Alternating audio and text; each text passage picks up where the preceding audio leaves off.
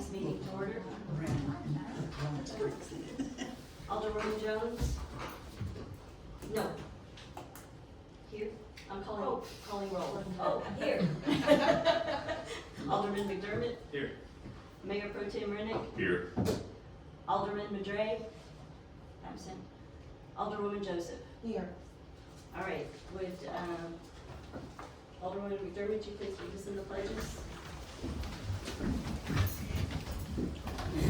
Pledge allegiance to the flag of the United States of America and to the republic for which it stands, one nation, under God, indivisible, with liberty and justice for all. On the Texas flag, I pledge allegiance to thee, Texas, one state, under God, one and indivisible. Thank you. At this time, Pastor Mike Cesar with Church of the Living God will come forward and lead us in our invocation. Thank you. I'm going to share just a quick verse from Psalm 84:11. For the Lord God is our sun and our shield. He gives us grace and glory. The Lord will withhold no good thing from those who do what is right. Let's pray. Father, we thank you, Father, for the opportunity to gather together, Lord, and we pray for your Holy Spirit to be here in fullness and in power, Lord. We thank you for joy, peace, hope, and love to surround this community, everyone who serves this community, Father, everyone who lives here, every citizen. Lord, when people even pastor this town, they're going to say there's something different about this place. There's a peace that goes beyond understanding. Thank you, Father God. And I pray for your joy, peace, hope, and love to surround every person involved in this community, whether they serve in leadership or they live here. We thank you, Lord. I pray for your protection over this place with your warrior angels, your watchers, your guardians. We praise and thank and bless you. It's the mighty name of Christ Jesus we pray with thanksgiving. And God's people said, Amen. Amen. Thank you very much. thank you. Thank you for inviting. All right, yes. If you'll note, Alderman Dre is present at 6:02. All right, does any council member have any conflicts of interest to note concerning today's agenda? Nope, all right, thank you. All right, next is our public comment section. First up, we have Ms. Ginger Jones.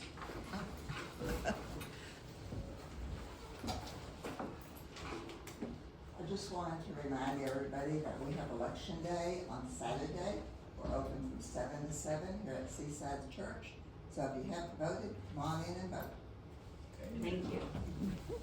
All right, next is Ms. Marisol Garza Flores.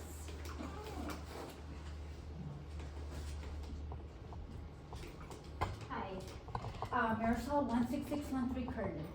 Today is National Prayer Day, and I just wanted to make sure that you guys understand that the overreaching on SDR regulations or anybody's home for that matter, it's not good. So I just wanted to let you know. Thank you. Thank you. Mr. Jaime Flores. Yeah, same address. Can you hear me or do I need to speak into it? No, it's all right. It's okay. So yeah, same address, 16613 Curly Road. Let me read something first and then I'll make a couple comments. Texas lawmakers take aim at cities that undermine property rights. My brother Chase is a student at Texas A&M University, and in February, a City of College Station code enforcement officer came to the door of his house. Wearing a body camera, the officer asked 3 questions. How many people live here? Are any of you related? What are your names? He was trying to see if the residents were in violation of a local ordinance prohibiting occupancy of any home by more than 4 unrelated people. As it happens, Chase and his 4 roommates were renting the home while attending Texas A&M. My brother answered honestly, the officer issued a citation, and Chase and his roommates were forced to kick one of their roommates out of their home. If they refused, each of them would face exorbitant and accumulating fines for continued violation of the ordinance. That's here in Texas. The government knocked on someone's door and said, one of you has to move out because we say so. this is, this ordinance is a gross violation of property rights. So this thing is entitled, Texas lawmakers take aim at cities that undermine property rights. And that's exactly what I feel you guys are doing, to be 100% honest. Okay? You build up this committee where we pay as STRs to be governed, and then you raise it with no rhyme or reason to whatever you want. You go from $50 to $250. I made the point before that I wish I knew that and I could invest in it, because that's a 500% return. And then you set rules on us, and you don't stop setting rules on us, and you keep setting rules on us, and then you never enforce previous rules called ordinances. So you keep doing all these ordinances, and we keep having to one day look behind our shoulder, and this is the end result. Somebody's gonna knock on your door because you have taken away so many rights that you're gonna end up having to kick somebody out, or in that case, close your doors and get out of here. I really didn't want to come up here because I'm really frustrated with everything that's going on with the SDR in here and everything that you guys are doing, to be honest.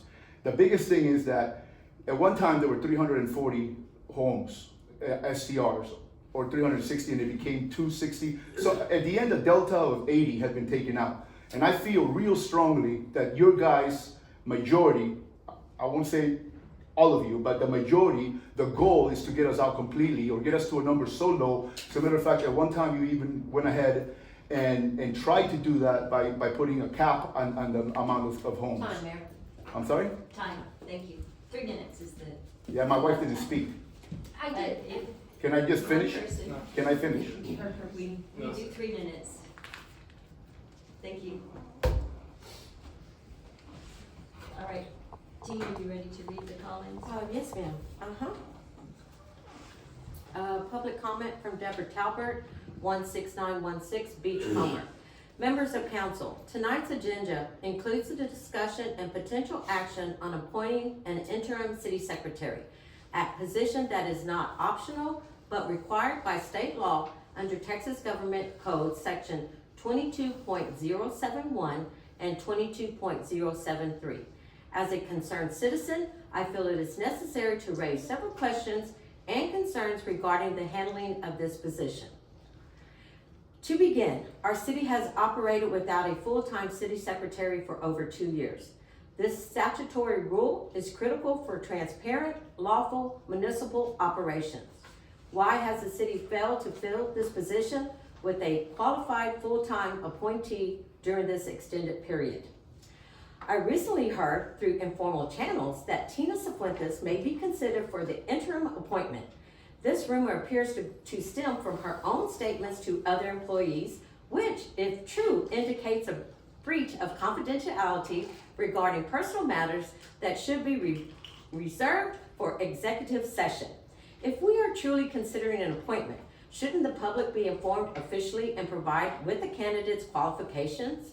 Transparency is key, especially when the position is questioned, is itself central to upholding public accountability.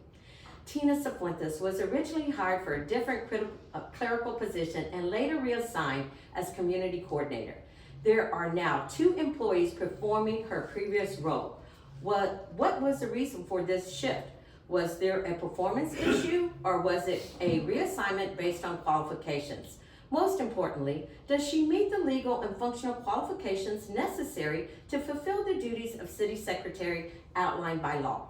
The duties of the city secretary go far and beyond clerical duties. They include managing city records and ensuring compliance with Public Information Act, administering municipal elections according to the Texas Election Code, preparing official meeting documentation, handling public information requests, certifying documents and maintaining the city seal, and collaborating closely with financial departments to ensure transparency and audit compliance.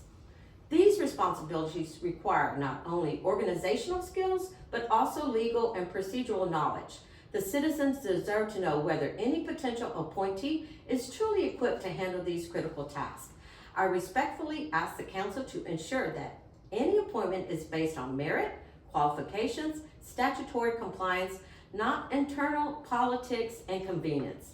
If Ms. Cifuentes is under consideration, please release her resume or qualification publicly for the citizens can evaluate and decision objectively.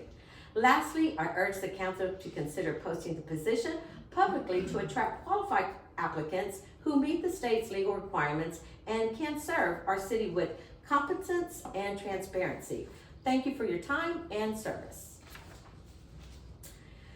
Andrea Spearing, 16617 Jamaica Beach Road. Sign ordinance and beach nourishment. As always, thank you for allowing residents to speak at council meetings. I would like to speak about the beach nourishment plan and revised sign ordinance for city. Beach nourishment plan. Based on the timeline discussed at previous council meetings, 60 work days, Monday through Friday, for the west side of Buccaneer, and 30 work days for the east side of Buccaneer. This means that most of the beach in Jamaica Beach will be closed Monday through Friday until near the end of August. At least this will control our weekday summer crowds. In my opinion, any sign ordinance written should not distinguish between the different types of residential properties in Jamaica Beach, empty lots, full-time, part-time, short-term rental, or full-time rental. The ordinance should apply to all equally. Clearly distinguish between commercial zone properties and residential zone properties per city zoning ordinance and the Jamaica Beach and the JBIC. Be enforceable and include the type of consequences for violating ordinance, fine amount. Include a statement that the same violation at multiple properties owned by a single property owner or entity should each count as a separate violation. Include a definition of temporary sign versus a permanent sign. Alternately, clarify that the ordinance applies to both temporary and permanent signage equally to avoid confusion. Not allow the use of profanity in any form. Address political signage, discuss whether existing signage will be grandfathered in, be an ordinance that is not specific to the 2025 signs, but will be valid with projected sign formats moving into the future. Let us hope that a rewrite of the signage ordinance 87-9 will not take as long nor be as diverse as the recently passed STR ordinance. Thank you. Lee Falkenhagen, 16643 John Silver, Road Improvement Project. I want to thank the council members who have worked with me, particularly Kendall Francis, for partially resolving drainage issues on John Silver. On August the 30th, 2021, the City Council approved bids for the street improvement project, including drainage installation on John Silver. However, drains were never installed, leading to standing water since then. Additionally, Sandpiper was paved without the council's public authorization. Under Kendall's leadership, Branch installed supposedly impossible drains to the original project over the last couple of weeks.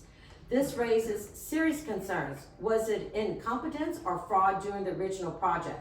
I urge the council to hire a special prosecutor to investigate why John Silver was not completed as designed and why Sandpiper was paid without approval. If not, why ask the council for future approval if its voice and authority are ignored?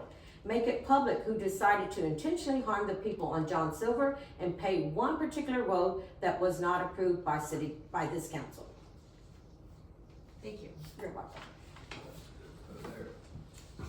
All right, next is, let me get this working. Okay, we have no special presentation tonight. Announcements, there's none in the agenda, but a reminder about voting on Saturday. It is the final day of the election. Also a reminder again, once again, May 24th is our 50th anniversary celebration along with our Memorial Day observation. So please try to come out for that. Also, as Ms. Spearing's comment alluded to, the beach nourishment is starting off Monday. I know we've told y'all that about 50 times and it keeps being moved, but I think we're there. And also a special thank you to Miss Sally Banner, who reminded us that the Turtle Patrol is going on right now. So we've made arrangements for our police to escort the Turtle Patrol through the construction zone. We do have an agreement with the contractor that the beach will be closed. You know, they're not prepared to watch for citizens or people, so, we need to all be patient and help honor the barricades and cones that will be up, indicating that the beach is closed. So, that's it for announcements. As far as reports from directors, police, and fire, sorry, I'm not my computer. I would like to point out, and I'm not sure all of council is aware of this, we have temporarily placed roll-off dumpsters on the John Silver lot. We're constructing kind of a temporary fence around it to help shield it. But the amount of trash that crews are picking up on the weekend have exceeded our ability to manage it. Our own city dumpster won't handle it all. So we're gonna bring in a dumpster on Friday afternoons and haul it off on Monday morning. So we'll try that, and see if it's adequate. And then once the beach renourishment project is done, you know, council can make the decision, are we gonna continue to leave it trash can free? Or, you know, are we gonna put trash cans back? And I think previous communications has been, if we put trash cans back, we will enter into agreement with Galveston Beach Patrol that Park Board, that they'll actually pick up trash for us. So we'll continue to assess it over the summer. And I know it's not extremely representative with a portion of the beach being closed all summer, but weekends will at least give us an idea. So that's something that's going on. Also, we did put some temporary bollards up around the John Silver lot. Our crews are using that as a laydown yard for dirt and gravel and places where we need to fill in roads. And there's been reports of some of that disappearing. So we're barricading it so people can't come in and help themselves. So that did go in this week. I think that's all we have for reports. Next is consent agenda and approval of minutes. So do I have a motion to approve the minutes from the regular city council meeting on April 10th, 2025? Mayor, I'd like to open it for discussion, please. Oh, okay. Do I have a motion to discuss? I'll make that motion to discuss. Do I have a second? Second. Okay. The one thing I just would like to point out is that in the old business, there was it was left off on the vote. There was one person who voted no on item number 1. So I'd like to have that added. Didn't I add that? Didn't it get corrected in the agenda, the new agenda that was posted? Oh, I didn't see the new agenda. I'm looking at mine. Well, I posted a new agenda on Monday with a new set of minutes. Oh, and I gave those away. Let me see. Can I look at yours, please? No, that's not the whole thing. Here. Got it. Oh, you got it? I think so. You said item number 1.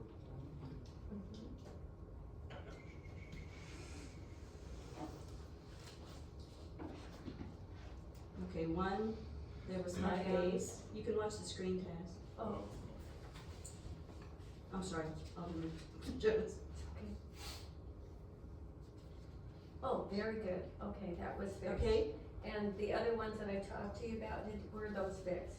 Mhm. Oh, very good. Well then, I apologize for opening that discussion. All right, not a problem. All right, do I have a motion to approve the minutes from the April 10th, 2025 regular meeting? I'll make a motion that the minutes, last meeting's minutes, be approved. Do I have a second? I'll second. All in favor of the minutes as posted? All right, thank you. All right, next on the agenda is, I think it's your guys' time. Okay, Alderman McDermott, I think you're up first today. Maybe. No, who starts? I think it is. Okay. I Okay. actually don't have anything All right. Oh, I guess I know I'm out of order here, but The mosquito truck, we had a few delays with it. Okay. Because, I heard it the other day, so I thought it was going fine. because, Your comment. when we went for final kind of certification, we could not find the data sheets for what was in it, so we couldn't get final approval. We had the certifying company that supplies chemicals come out, and then they were actually able to find hidden and buried the actual data. So we thought we were gonna have to jump through hoops to dispose of the chemical, the unknown chemical that was in it, but we were able to use what's there. And we have more on order, and we are set to go. So, I know Ms. Farmer was planning on spraying one, maybe, it was too windy. So she's looking for the next best window opportunity, and we'll be spraying shortly. Great. So, a few little glicks, but we got there. All right. Sorry, I should have said that in the report. Not a problem. So, for me, a couple of things. Seems like eons ago that we had Easter, right? And the celebration of the park, which I thought was a huge success. Thank you, Tina. I think she, if anyone had any questions about her ability to throw a party or, out there, you can rest assured that she knows what she's doing. There were people that I spoke to from Houston area, from Sea Isle, from the far west end, as well as in Galveston and everything in between. So there were people from everywhere. It was a massive amount of people, and it was a lot of fun. It was great to see the kids out there grabbing eggs. So good job. I commend you for that. And also the service, the sunrise service on the beach. It was beautiful. I really thoroughly enjoyed it. In the background, it wasn't very sunny, unfortunately, but there was an interesting bit of clouds that were going behind the musicians and behind the preachers. So that I thought that was pretty interesting for Easter. And something that he said during the sermon really struck me, and it was about regrets and about not saying things that your truths. And I really took that to heart, and thinking about having regrets and things that I may have should have said, in my past that I never did. And so certainly we lost our city administrator recently, and not only did he depart, but he also shared his resignation letter. And that resignation letter went throughout the rat's nest of social media, ended up on the news one way or the other, I don't know how. But I took issue with some things that were in there. No hurt feelings here, you can't really hurt my feelings.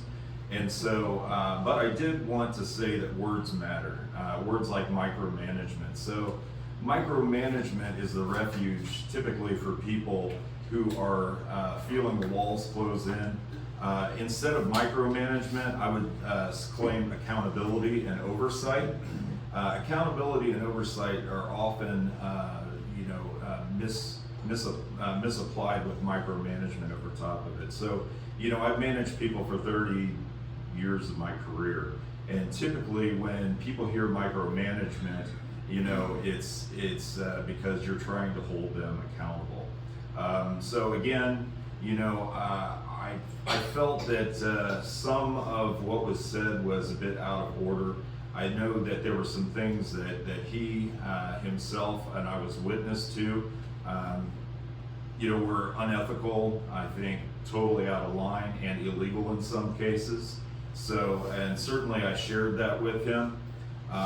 And when you feel the walls close in, you take any refuge, and certainly where he went has their own share of problems, so it's an interesting choice of places to land.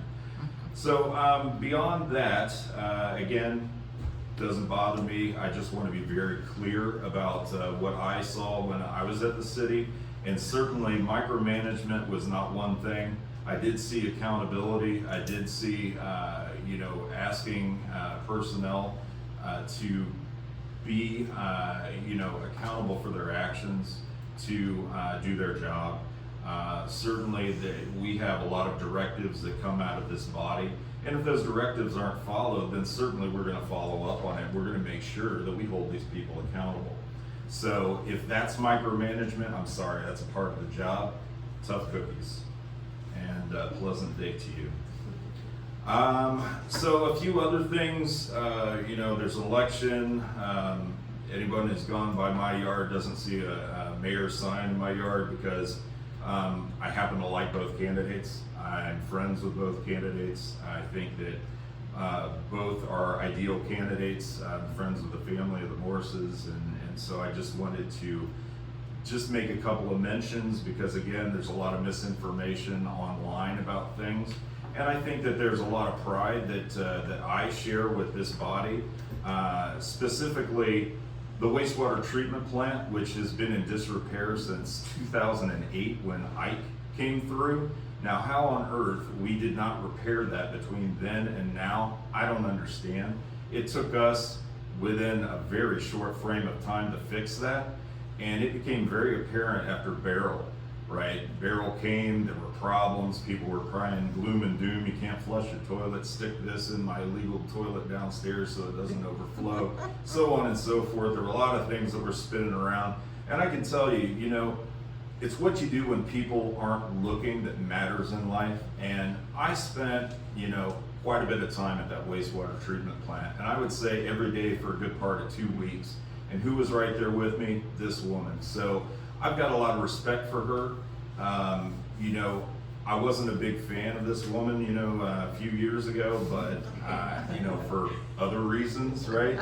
But we've had a professional relationship. So, you know, good, bad, indifferent, whoever wins the election, you know, if it doesn't end up being Sharon, I did want to make sure, sorry, Mayor Bauer, I did want to make sure that I did speak officially on the record that she's done a very fabulous job in my opinion. And so does that take anything away from Mary Morse? Absolutely not. I think she would make a fabulous mayor as well. But again, I'm not choosing sides, I'm just stating facts. The electrical switch at the front of the neighborhood, did I physically go up there and rewire it? Absolutely not. But I think we were pretty influential on Center Point and being able to put that switch in place. So what did that do for this neighborhood? It allowed us to now source electricity to electrify this neighborhood from 2 separate substations, right? So in the event of an emergency, if one of the stations is down, we can hit that switch, again, Center Point can hit that switch, and we can route the electricity from the other direction. Again, something that's fairly common sense. I think a lot of what has occurred with this body over the past 12 months that I've been here, and you know, has been very common sense approach. Are we perfect? Absolutely not. Have we stubbed our toe? Certainly. Do we own it? Yes, we do. And we're willing to make the changes, you know, getting feedback from citizens. And just one other word, and I'm sorry, I don't mean to go so long, but you know, people really need to reach out. You know, we hear from the same people, and God love you. I'm glad that we hear from you because I think you're all important, and I respect all of your opinions and your feelings. And it's very, very important though to get a consensus, not necessarily consensus, but at least a larger picture from a larger group of people, not just the same folks all the time. So I encourage everybody to at least attend a couple of city council meetings because I think that your opinion matters, right? We want to hear from everybody as often as possible.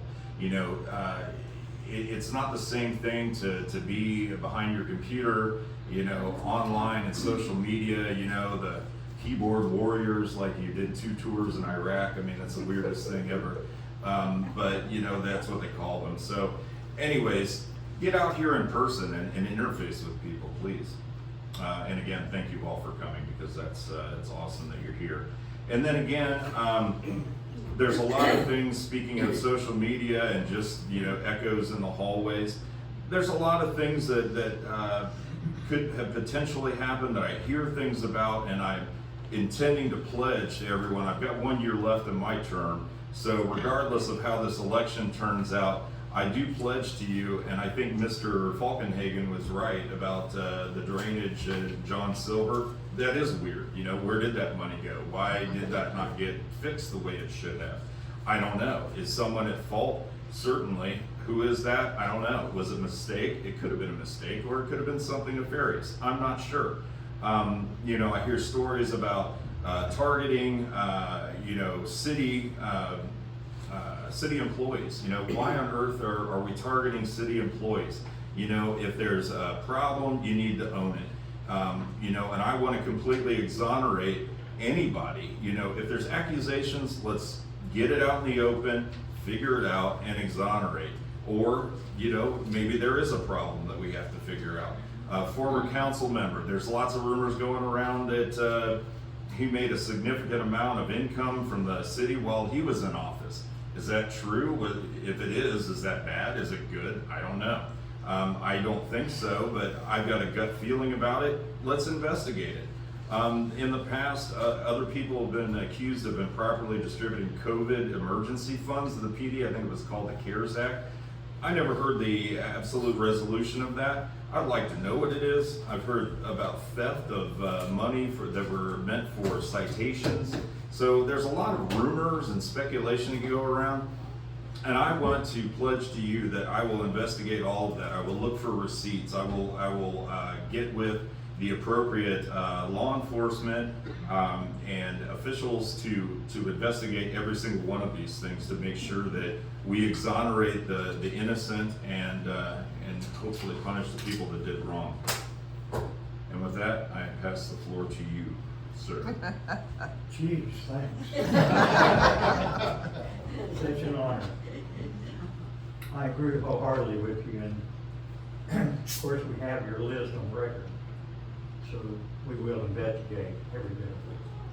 And also I have to advise council, as well as the public, there are other regrets. There are regrets I have. And there's some other opportunities. There will be other opportunities, regardless of the election, to investigate some things that I will bring forward. Because I do have some regrets at times in not standing my ground here as an alderman. I haven't brought any of this forward because simple, it's grace. We're in the middle of an election. We do not need any more turmoil. We don't need any political statements, period. And so that's all I have to say. I do want to, regardless of how it comes out, I have thoroughly enjoyed my service. And I will continue to participate in this community. Thank you. Alderman Joseph? Thank you, Mayor. I also agree with you. Thank you, Mayor Pro Tem Renee. It's great. So yes, May 3rd, I'm just gonna go down where as liaison for the Parks and Recreation, I'm excited about all these opportunities and things for our citizens. And of course, visitors to Jamaica Beach that we'll be doing. Again, reiterating the May 3rd, the Saturday election dates from 7 a.m. to 7 p.m. So you got 12 hours there. The 11th is Mother's Day, so let's take care of all of our mothers here at Jamaica Beach. And then Saturday, May 17th is the big trash pickup day. So we want to be really, this is your opportunity. I know I've got some things I've been waiting for months now. So be sure I've been posting information out to all the JV sites, Facebook pages. And so make sure to look at the things that are allowed, accepted, and those items that are not accepted. So again, make sure you have all of your big trash, no household trash, just your big trash. Out to the curb the night before, or definitely before 7 a.m. The trucks are going to be going down one street at a time, one pass. They're not turning around and coming back to repeat. So you got one pass at it. Get it out before 7 a.m. And then the next weekend, so May's really busy. May 24th, a Saturday, is our Memorial Day service and celebration. We're kicking it off with that at 1 o'clock at the Park Pavilion, the whole park. And then we're going to go diving into our 50th anniversary of Jamaica Beach. And if you haven't bought your t-shirt, and Alderman, I think we've sold out of the blue t-shirts, but we have these wonderful t-shirts. And honestly, I know the guys love those, I do too, but I've gotten the most compliments from this t-shirt. I've been wearing it around to do errands and where I work. So get your t-shirt in the office Monday through Friday. Monday through Thursday, 8 to 5, Friday, 8 to 12. Awesome. And they're $15, cash or card. And then on this same day, the 24th is gonna be hopping. We have the pool opens, yay, Brandon, at 9 a.m. All right. Yes. The pool, the hours are going to be, first of all, they're gonna be closed on Mondays, and they're gonna be open Tuesday through Sunday, Tuesday through Sunday, from 9 a.m. to 7 p.m. Yay for the kids. I can bring my grandson, so this will be fun. And this is starting from May 24th through Labor Day. Is that right, Tina? Yes. Labor Day. Uh-huh. And then on that same day, while we're having our Memorial Day, we're having our 50th anniversary, which some people have asked, I've seen those comments again on social media, why did the city pick that weekend? Well, I just named off some things that are happening. Plus, we've got a lot of people have their children in school. There's high school, colleges, there's graduations, and proms still going on. And so May's a busy month, but the 24th, being Memorial Day weekend, was the weekend that we knew the most people would be here so that they could celebrate and be here to attend. And so that turns out to work out really well, because we do believe that a lot of people who, especially our part-time residents, do come in on those holidays, so that gives them an opportunity to celebrate. On that same day, as we mentioned, the pool's open. The pool is also going to have a big party. So it's going to be the summer party at the pool, and there's going to be free entry on that day only. May 24th is free entry. There's going to be hot dogs and drinks. There's going to be music, games, and that starts at 1 o'clock at our community pool. So come on out for that. And then also too, pool passes for your STR visitors, resident that visit, that stay in your house. You can buy 5 passes for $350. We have that combo deal right now. That's the only deal we've got, 5 passes for $350. So again, you can get those at the office during the week. And then in June 5th, we've got swim lessons begin. Is it 10 o'clock or 10:30? The swim lessons begin at 9 o'clock. Oh, 9 Yeah. now. Uh-huh.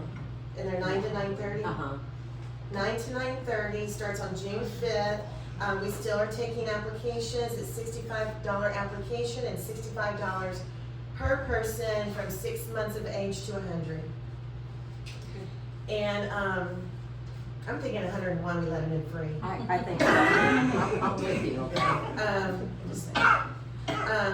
Got that. And then on June 5th, can I say it? We're having our Flamingo Bingo. Well, you can say on that Friday that we are Oh, it's officially, Friday. that Friday, I believe that's the 6th. 6th. Okay, the 6th, yes, you can definitely go ahead and announce that, Okay. okay?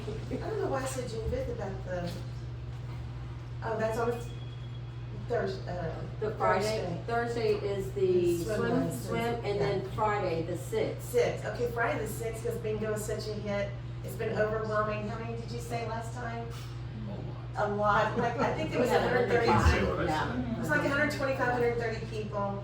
And so, we're going to have that on June 5th, Friday, June 6th at 6 p.m. at the pavilion. Well, really, it's gotten so big, we'll be out in the park a little bit. And it is pink flamingo attire for that Yes. bingo, so please get dressed up in your pink flamingo outfits and come on out and let's just have a great time. Yes. And it's gonna be 3 boards for $5, so come on out. Let's see if we can break that last attendance. Oh, and talking about attendance though, the Easter egg hunt, I completely agree and echo that. It was amazing. I heard from several residents that in the many, many years that they've lived here, they've never seen the attendance that big before for our Easter celebration. So yay, thank you Tina, you did a fantastic job. And I understand we've got new mascots for Jamaica Beach called Sunny Toes. Sunny Toes made their official debut. Yeah. Uh-huh. So I'm excited about that. I'm not being partial. And so we're excited about where Sunny Toes is gonna go from here. So be on the lookout for Sunny Toes out in the neighborhood to continue to make our community kind, caring, and unity in the community. I love that. I'm gonna say it a lot. But I do echo what's been said here, and I know that I made a lot of my opinions at our last meeting about how I feel about the kindness and consideration that we take for one another here in Jamaica Beach. Not everybody's kind to each other, and not even here on our account. Sometimes we've had indifferences, and I think some of those still exist. But one thing I'm really super proud of is that my husband and I have lived here since 2012, and in the 13 years we've lived here, this is the first time that I've gotten comments from my neighbors, from citizens that I don't even know, that I've been getting, since the last meeting, I've been getting a lot of texts, a lot of reach out on Facebook, thanking for us speaking up, letting people know how we feel and how things should be, and to create that unity in the community. And so I just want us to make sure, because sometimes it's not always kind. It was not kind on Facebook after the resignation of our city administrator. And a lot of things, I even said, well, you just don't have all the details. And they said, well, what do you know? What do I know? I don't know. I'm sitting up here. I've been here same amount of time, 11 months, almost a year, and there's a lot of things that we know. There's some things we cannot go in as an HR professional, which I also got judged on that too, but that's okay. I'm thick-skinned. Nothing that's going to hurt my feelings. Is that I don't know what I'm saying. I don't know how to put these things out on Facebook and know that it's going to, you put too much personal stuff. You should know better as an HR professional. No, I didn't put any details. I gave outcome of the results of my investigation, which I've been doing for almost 3 decades as an HR professional. So I do know what I'm talking about, and but I'm not going to be bothered by it, because I know people are entitled to their own opinion. But anything you're ever going to see from me on Facebook is strictly facts. Facts, and you know, being insulted by some other people is just because you don't know what, I'm not talking about you, wonderful people, but people don't know what they're talking about. So unless you're back here, I'd have never known how this was going to take place before I was elected, not even knowing I was going to get elected. I had no idea a lot of the things that happen, the decisions that are made. And one thing that, like I said, for 13 years, is the first time that I've gotten compliments from other residents and people that live here, that are newer, that saw how much is taking place. In the 13 years that my husband and I have lived here, there was, like what Mayor Pro Tem Rennick said about the, why didn't these things get fixed all these years ago? For 13 years, I didn't see a lot of these things. Sometimes the meetings got canceled at the last minute, or the meetings may have only lasted for 5 minutes. Nothing was said, nothing was done, and then what should be a regular meeting, and there was people, I was one of them, came up here, oh, the meeting had been canceled, but there was no announcement. So that's not the kind of ways that we operate here. And one thing I appreciate is that when we started with our new council in May of last year, Mayor Bauer started what I'm used to in my workplace, and I know some of us feel the same, but we always have a strategic plan. And we created a strategic plan for Jamaica Beach, and we've talked about it this last meeting and things that are going on with it. I've never seen anything like that before in the city of Jamaica. Where I work, absolutely. We live by mission and vision statement, strategic plans, quarterly reviews, things like that. We're doing that here. There's a plan in place. It was announced this last meeting. We went through some of the things that are expected and some of the things that were outdated. And those are the things, and if I have a regret, I should have mentioned too our last meeting, there was quite a few things on that agenda that have still not been done, and they were expected to be done by the city administrator. So there's a lot of things that the public cannot know. There's a lot of things we can be transparent about. But one thing I'm so proud of is that we have a strategic plan. We have a mission and vision statement that's exciting, and it demonstrates and really describes what Jamaica Beach is. And also too, does it say something? No, just I'm acknowledging Yeah. how hard council worked to put this We together. worked so hard. And the fact that all of this created process improvement, procedures, things we never had in the previous administrations. With some people, again, that are running, that were in previous administrations, maybe, I don't know why those things didn't come up or try to get solved and corrected and brought up. We've got new budget process. We have new accounting software that can properly and accurately produce the effective results of what is going in and out. We're earning interest on our checking accounts. We cleared up a lot of backlogs. We're finally, oh my gosh, well before Mayor Bauer was here, and I'm in the middle of it right now. It's due, but May 15th where I work is single audits. Why we got years and years behind on single audits is beyond me, and COVID doesn't count. I was still doing single audits during COVID. You had to turn it in. They didn't give any extension. It was due. So there's no excuse why Jamaica Beach did not finish their audits well before Mayor Bauer was here. This was in previous administrations. There's no excuse for that. No excuse. And so the fact that we're getting our single audits in line now, they're getting caught up. All of this stuff with our software, installing satellite internet, using Blackboard. Now I know for some it doesn't work, but that's something that we can learn. Feedback's important, so please try not to complain about it. We're doing the best we can, but please send an email or talk to somebody and call up at City Hall if you're not having success with getting on Blackboard and getting notices from them. But the fact that we are being transparent, uploading things to our website, getting all the information you need. The wastewater treatment plant, just exactly what Mayor Pro Tem Rennick said. Oh my goodness. The engineering, all this engineering, because our mayor is an engineer, she understands, goes way over my head every time, but I learn something every time I hear her talk about all the infrastructure, because she knows what she's talking about. With the new bulkhead, beautification of our wastewater treatment plant. I appreciate that Mayor Bauer sees a vision for that area, that there's a lot of exciting things that we want to do for the area of the wastewater treatment plant and make it attractive as best we can. The manhole issues, the 200 manholes that we have in our neighborhood. I know a lot of people will be so glad not to have those overflowing and drowning. Going underground, new AC duct, just a lot of things, policies, procedures, and I'm an HR professional, yes I am, regardless of the people out there that think otherwise.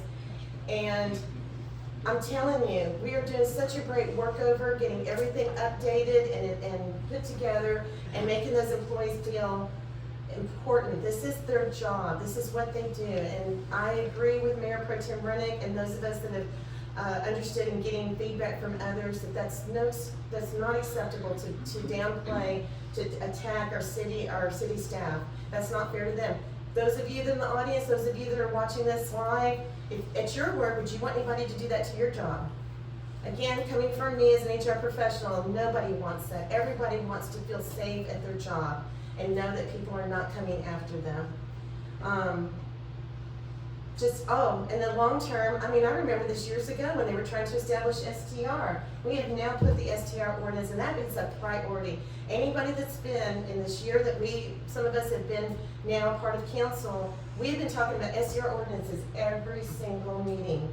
Maybe we skipped one meeting, but every meeting. So now it's come to fruition.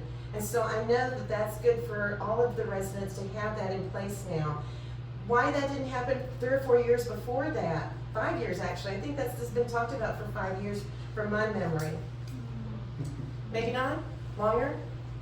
But anyway, there's so much excitement and things to come, and Mayor Bauer, you are the leader of this. I feel very honored to be under your leadership with this great council of the things that we're trying to accomplish. I respect every one of you, and I'm honored to be a part of it. Again, like Mayor Pro Tem Rennick says that, I've got one more year, and I don't know what I'll do about that at that point, but what I do know is that I'm honored to be a part of this group. We worked hard. Sometimes we didn't agree on everything, but we did work hard, and that's another issue, and I believe, Ginger, you've said that before, is this the first time they've seen a council that works together and gets along together. So that's all I have. Thank you, Mayor.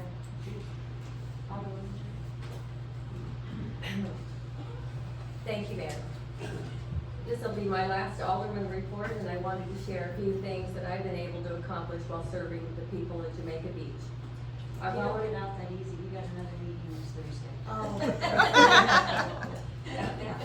Nice try. Our volunteers and I've shared nearly 11,000 stars for our troops in the past 3.5 years. The stars are a token of appreciation for the city of Jamaica Beach to our active military, vets, and first responders. Our stars have traveled all the way around the world. My son, for instance, has shared them with active military members at Camp Al-Udeid in Qatar and many military bases around the world. I've shared them with Senator Ted Cruz and his Secret Service.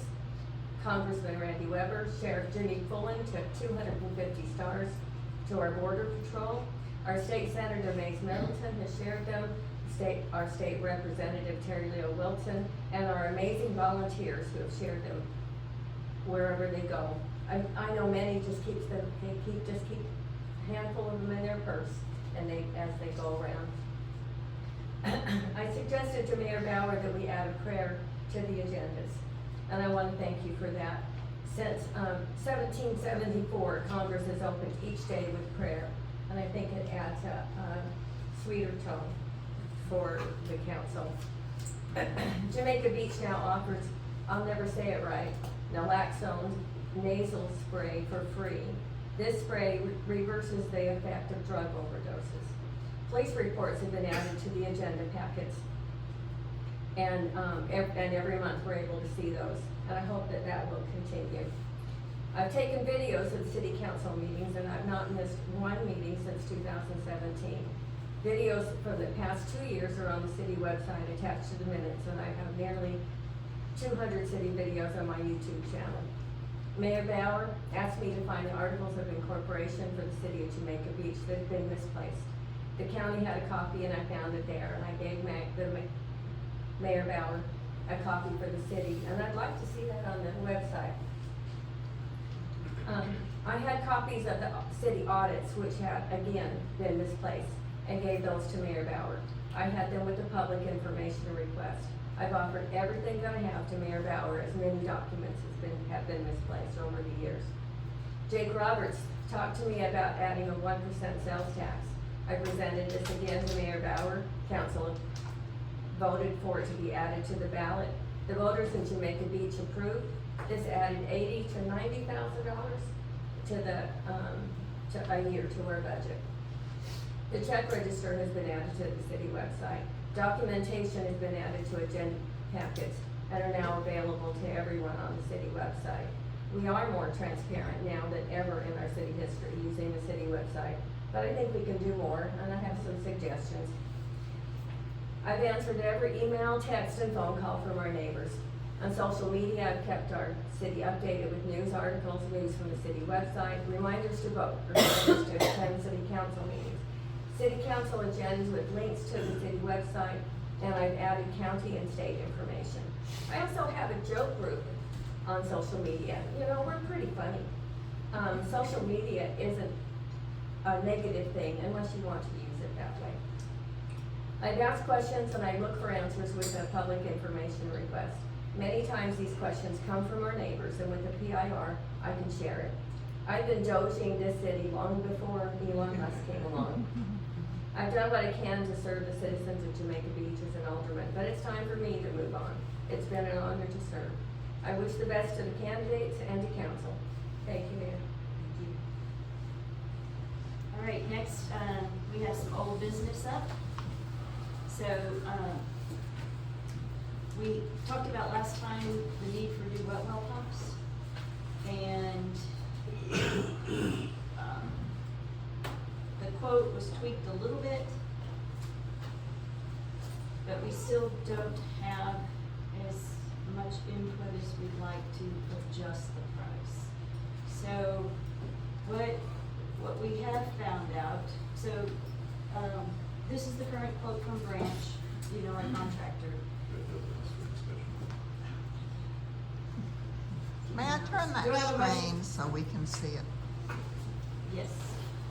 Thank you. Do I have a motion to discuss the wet well pumps? I make the motion to discuss I'll second. list. I make a motion that we discuss lift station number 8. It's not a wet well. It's Oh. been lift station number 8 forever. The original engineering was lift station number 8. Okay. I don't know why we changed it to a wet well. It's immaterial. But when we do things like this downstream, there can create some confusion and misinformation. Thank you. Also, I'd like to continue to, So I do make the motion that we discuss lift station number 8. Thank you.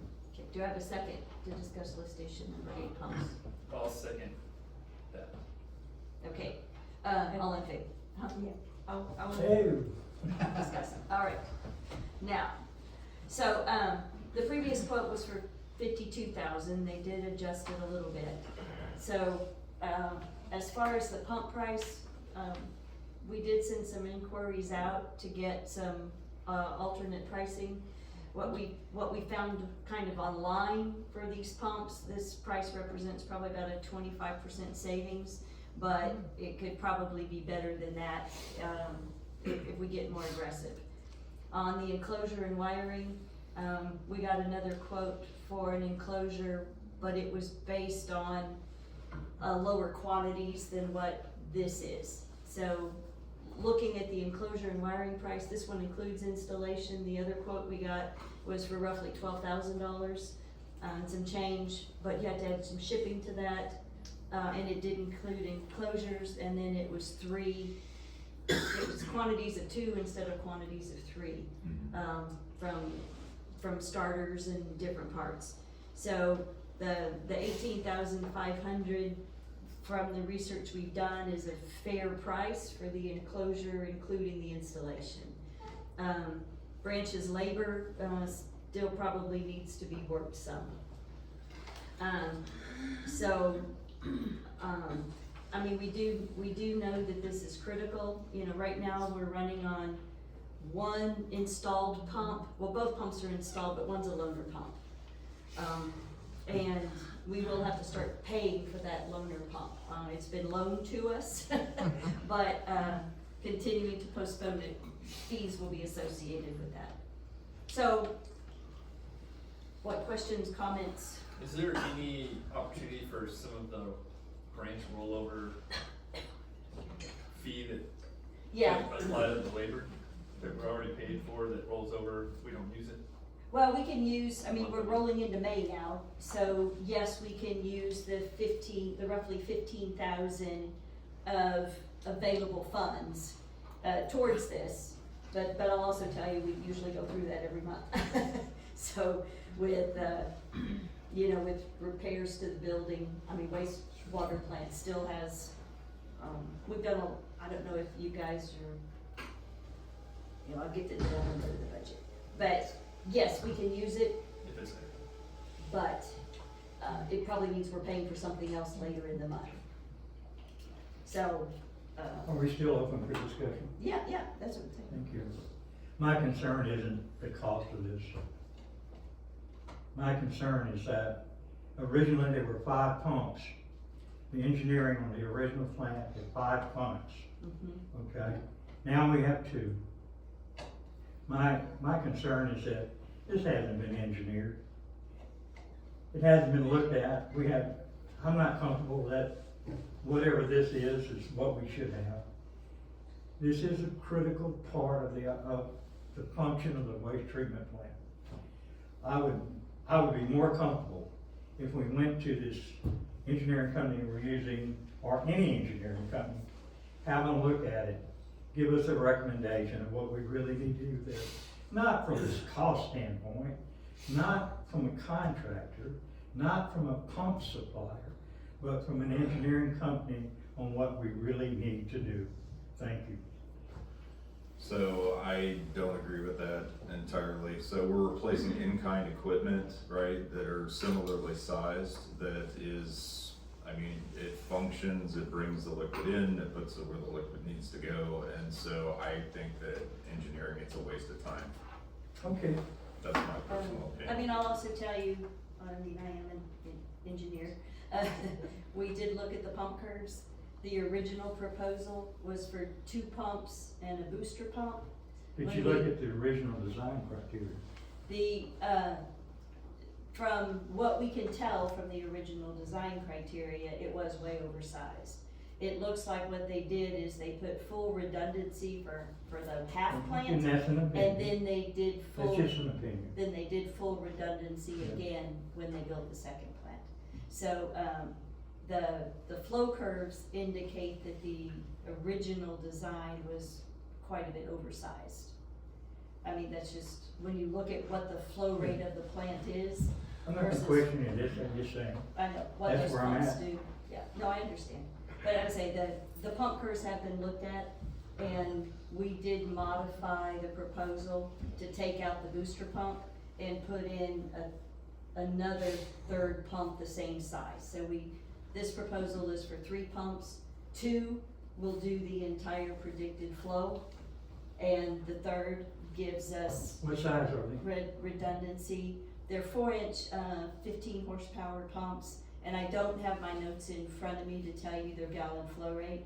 I'm But- not asking that, I just, that's all I'm gonna say, as an engineer, and actually a qualified one, I would prefer that we got some type of a engineering look at it before we did, and it's not the cost. Well, it fundamentally doesn't change the process. The process is the And I'm same. not arguing redundancy or anything like, I'm just simply not arguing at all, I'm just thinking that, saying that in my background and everything in it screams, you should have these things engineered first. That's all, thank you.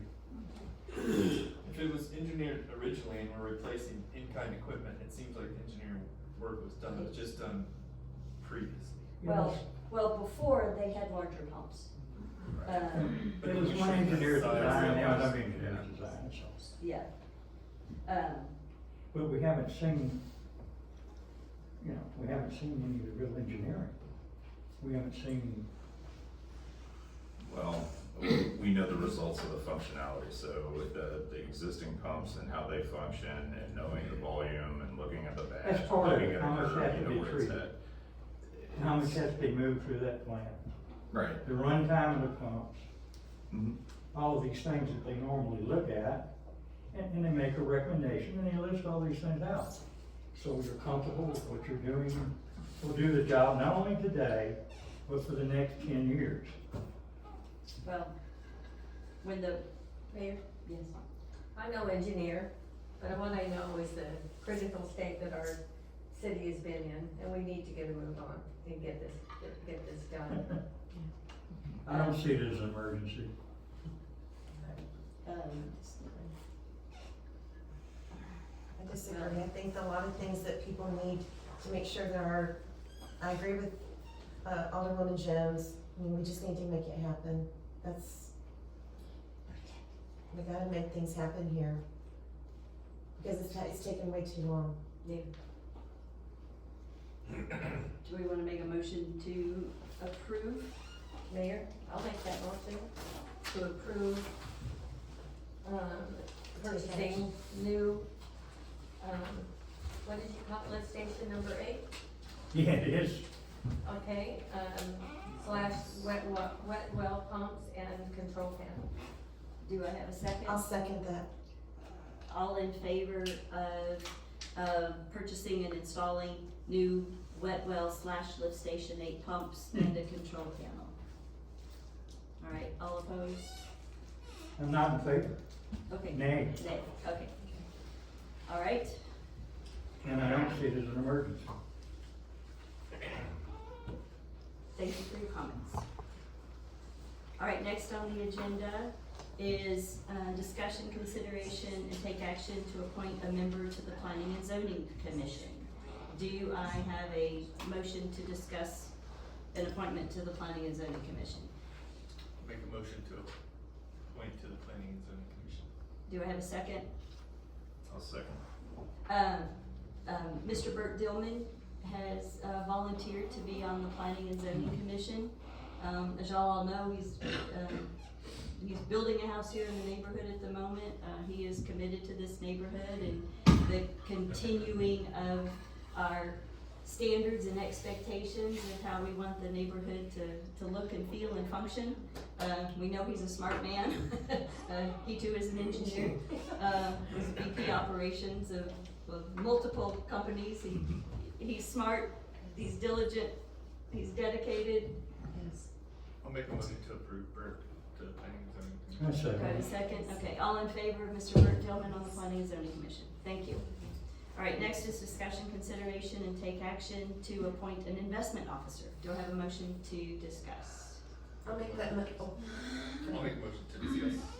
I'll second that. All right, so as we found out in putting together our financial investment policy, Texas law requires you to have an investment officer. And we are recommending Esther Abrego be assigned that role. She will do the 10 hours of investment training in this next year. We'll schedule that, as well as making sure she does the 8 hours every 2 years after that. So, comments, feedback? I'll make a motion to approve Esther as the investment officer. I haven't made my comment yet. You don't get to think that long. What does Esther think about it? Are you okay? Yeah. All right, continue. Okay, motion. Are you quite done? Yes. Thank you. I'll make a motion to approve Esther as the new investment officer. Do I have a second? I'll second. Okay, all in favor of appointing Esther Abrego as our investment officer? Yeah. All right, thank you. All right, next is discussion and consideration of amending the fee schedule for building permits. So, as y'all know, we kicked off, a new fee schedule last year. And that fee schedule was based on making sure that the building department stayed whole. So basically, the building department, the fees should cover the cost of that. But permits, at least in our community, have never been envisioned as a revenue stream for the city. So now that we're kind of 6 months into the new fee schedule, we've looked at what we're bringing in versus what our costs are. And Ms. Farmer, our building clerk, has kind of gone through and offered some suggestions. We're not voting on this today.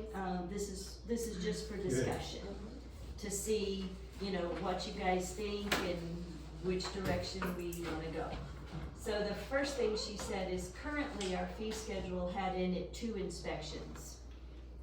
Most jobs take 1 and they pass. And then we pocket the $75. So her suggestion was take it down to 1 inspection, take $75 off of most of the permits that require inspections. But if you fail, you're gonna pay for the 2nd inspection. So that's the, you know, that's kind of her first comment. She did put in here a little section just talking about, you know, why we really need inspections and why the permitting process is so important. But then if we go to the table and look at it, she also was not a fan of the road usage fee. And she's actually recommended we take that out. So, any comments on that? Do we feel it should be in there? If so, should we put in, maybe more boundaries around it? I mean, what's concrete work? Am I gonna pour a slab to put my barbecue pit on, you know, or am I gonna do the whole underneath of a house? You know, or do we just wanna say, the road usage fee, we've got it covered elsewhere in our taxes and road maintenance? Yeah, I mean, the idea behind it, I mean, I understand if you have a vehicle that's of substantial weight that's going to, you know, wear out the road, for lack of a better term, you know, worse than normal traffic would, then okay, I understand that. But if it's typical construction, it's no, Yeah. you know, no more impact than regular traffic, then I don't see why we would even have it. Do we believe we should leave it in there for major new construction? We don't have a whole lot of room to do major construction anymore. I mean, I'm okay removing it, but I just needed to know, what you guys felt. I agree with you, Mayor. I think that you know, there's other areas that will make up for anything, because it's not happening all the time. Yeah. This is not Yeah, we're not a new, Yeah, Right. okay, I agree with you, Mayor. It's not a new development, a new subdivision. Right. Okay. so, and also as y'all know, we are getting standardized plans done. My follow-up this week, they are working on it, they still don't have a time frame for us. So, since I've kind of stepped in and taken over, I'll start tightening those screws a little bit and start, weekly calls to get those forthcoming faster. How long have they been on it? Oh, it's been like 2 months now. They were paid in advance. Nah. So, Yeah. Part of it. they will, I'll start stepping that up Right on. to get it turned around. If you need any assistance, please let me know. I'll be happy to. Tighten, use a bigger screw? Something like that. All right. And then she proposed that the permits that use city-provided plans that don't need a plan review and only one inspection, the permit fee for that would be $200. So, typically the inspection and the permit overhead would be about $150. So in essence, we are charging people about $50 for the use of those plans. Mm-hmm. That's kind of how it balances out in how we look at permit schedules. Very positive thing. It's a Yeah. good thing. Yeah. It's certainly reasonable price, $50. Yes, Jeez. yeah, versus $1,000 to go out and get a set of engineered Yeah. plans. And then the others really just reflect kind of the $75 off for one inspection. Okay. Did, so we had that meeting with, resident Russell Curtis, and he brought to our attention, the compounding of some of these fees, or the, Right, permits, right. Instead of charging one fee for a, project, it was right, stacked multiple up, ones, yeah. yeah. Is that addressed in this all? We need to put out on our permit page, when you go to apply for a permit, there needs to be better descriptions in the actual software. Mm-hmm. That the way it works now, no, MyGov doesn't let you do additive permits. But what the permit clerk does is you select the permit fee that's the highest of the task you're doing, and then in the comments section, you put down, like say you're doing stairs, handrails, and a boat dock. Mm-hmm. You would put boat dock, right? And then in the comment section, you would put, and we're doing stairs, deck replacements, and da-da-da-da.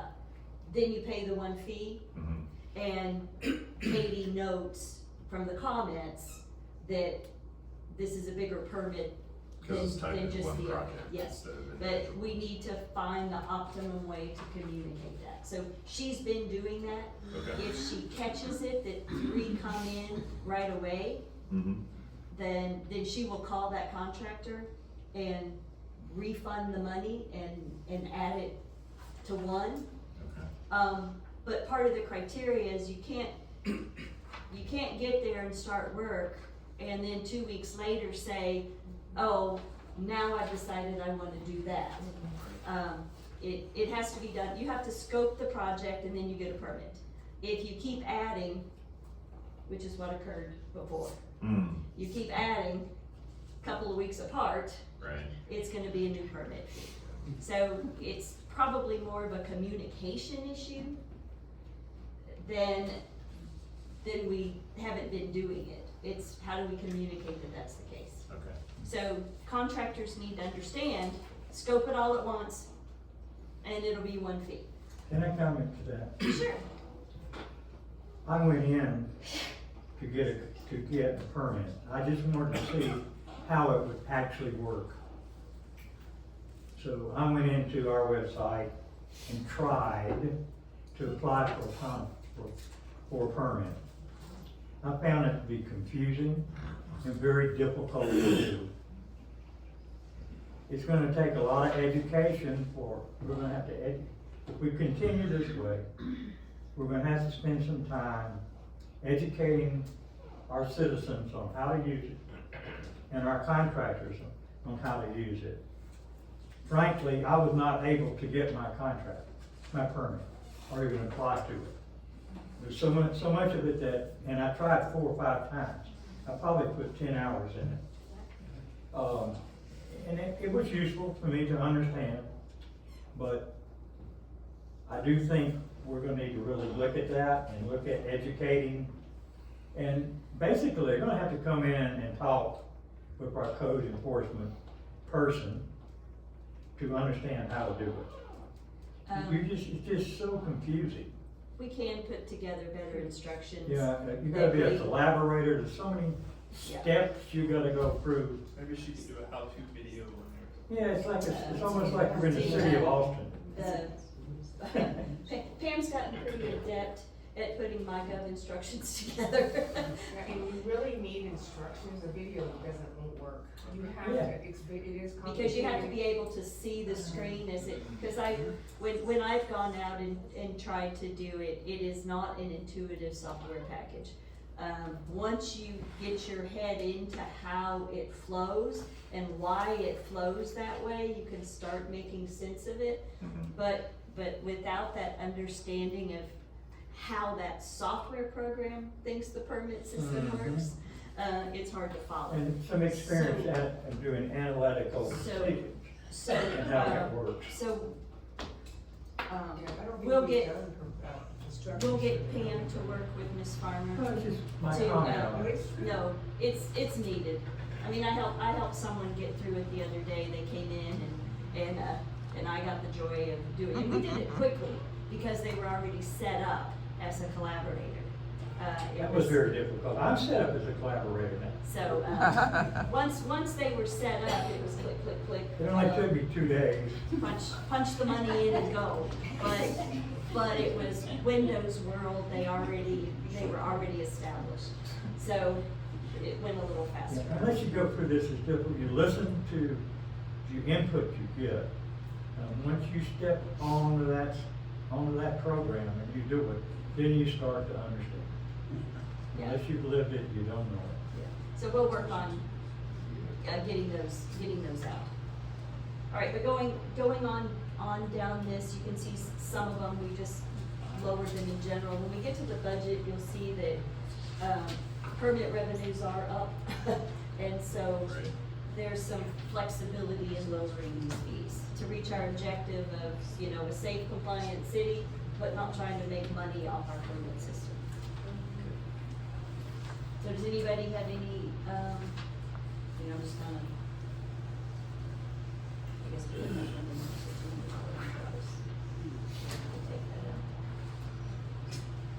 So if there's no other comments, we'll put this up in the format we need, for approval at next meeting. Okay. So there's no bundles of any kind? I mean, is there a bundle like, No, no bundles? Okay. no, she bundles it when you actually apply for To the permit. get every, gotcha. Okay. I just have a Did we not do a motion to discuss? Okay, I'll make that motion to discuss amending the fee schedule for building permits. okay, I made the second. motion. I got you. I'll say. Okay, thank you. Lily, question on the front, it says here about the inspection policy update. The work being inspected must be fully completed by 7:30 a.m.? Yes, Okay, because we basically are not gonna give you a 30-minute window. Our inspector can show up, anytime. You have to have the work completed so that the inspector can come. He's not gonna wait on you to finish your work. oh, gotcha, okay. So it's basically On called, the scheduled inspection day, yeah. okay. Yeah, we frequently have contractors, they try to get ahead of the game and they call for an inspection before they're really done with the work. Anticipating us to be slow in responding or getting there Okay, and still being able to work an extra so many hours. gotcha. And then our guy jumps around and goes to another job, then comes back and it does that constantly. Oh, okay, just wanted to check on the AM part. It's a good and necessary rule. Yeah. Yeah. Okay, very good. All right, so we'll move on. Next is discussion and consideration of amending ordinance. There's actually two ordinances to amend. 87 and 89.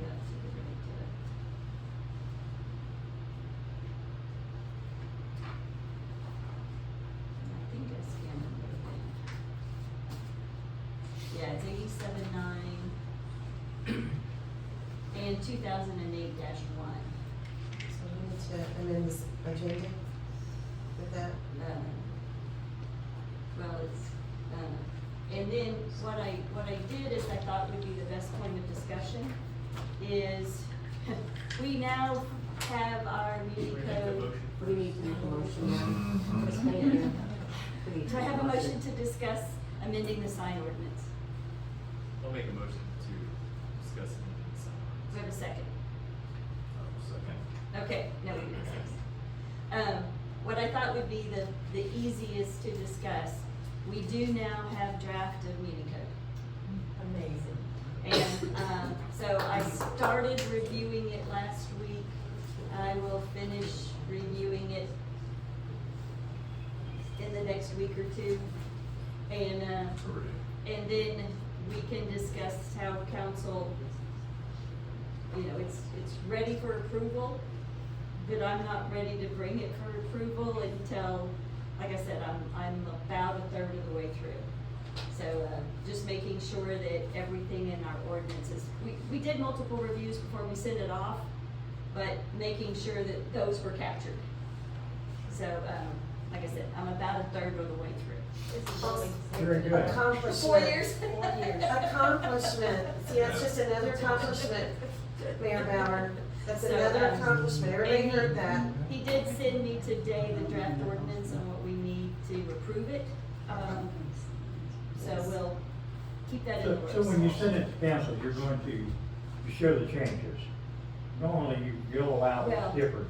Was is, right, revision, was is. You can't really do that this time, Gil. And we're talking, we'll talk about it. No, I'm just curious. It's a I whole thought book, it's a whole book. That's one of If the you go- good things that you have done. If anybody wants to go Google almost any other city, their ordinances are already codified. So if you go to any other city and just kind of look at how it looks and flows, that's the way ours now looks and flows. So you can't really say what was striked out and what wasn't. This was just multiple drafts getting here of, we gave them all our ordinances and they Who gave did us. you give this to? Who did you give this? It's a Civics Plus organization, it's called Unicode. So And it they've was- looked at the sign ordinance. Yes, Cool, okay. so they took both sign ordinances that I have And they attached come back here. to you. And this is what is in the version we have ready for approval. And this is easier to read than trying to cobble the other two The together. lawyers have to look at it now or later? The lawyers will give us a final blessing on the front Last time. language and things like that. Okay. So it does still have to be sent off to legal for their perusal. Won't be a detailed review. It'll just make sure that Just, delays by legal, right? Put in the front end or whatever. That's Yeah. what I think. it'll need to be reviewed by legal. As well as what Unicode sent us as the language for the ordinance to approve it and adopt it. That language also needs to be looked at by legal. So all of that will be sent to legal in the next probably 2 weeks.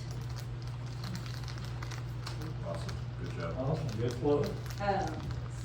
So, anyway, as we go through this, and I think we all don't have copies of the agenda, can you see it okay? Yeah. Want me to blow it up? That's good, yeah.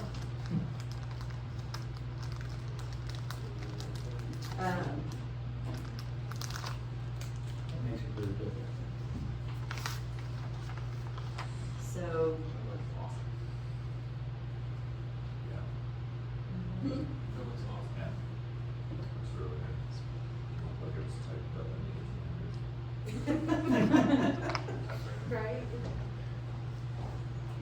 copy of this? So really, Yeah. when I It's on the phone. when I look at it, and we've looked at it before, the things that need to be fixed, right? We need to describe temporary in nature. You know, advertising real estate for sale or lease, or announcing contemplated improvements of lease.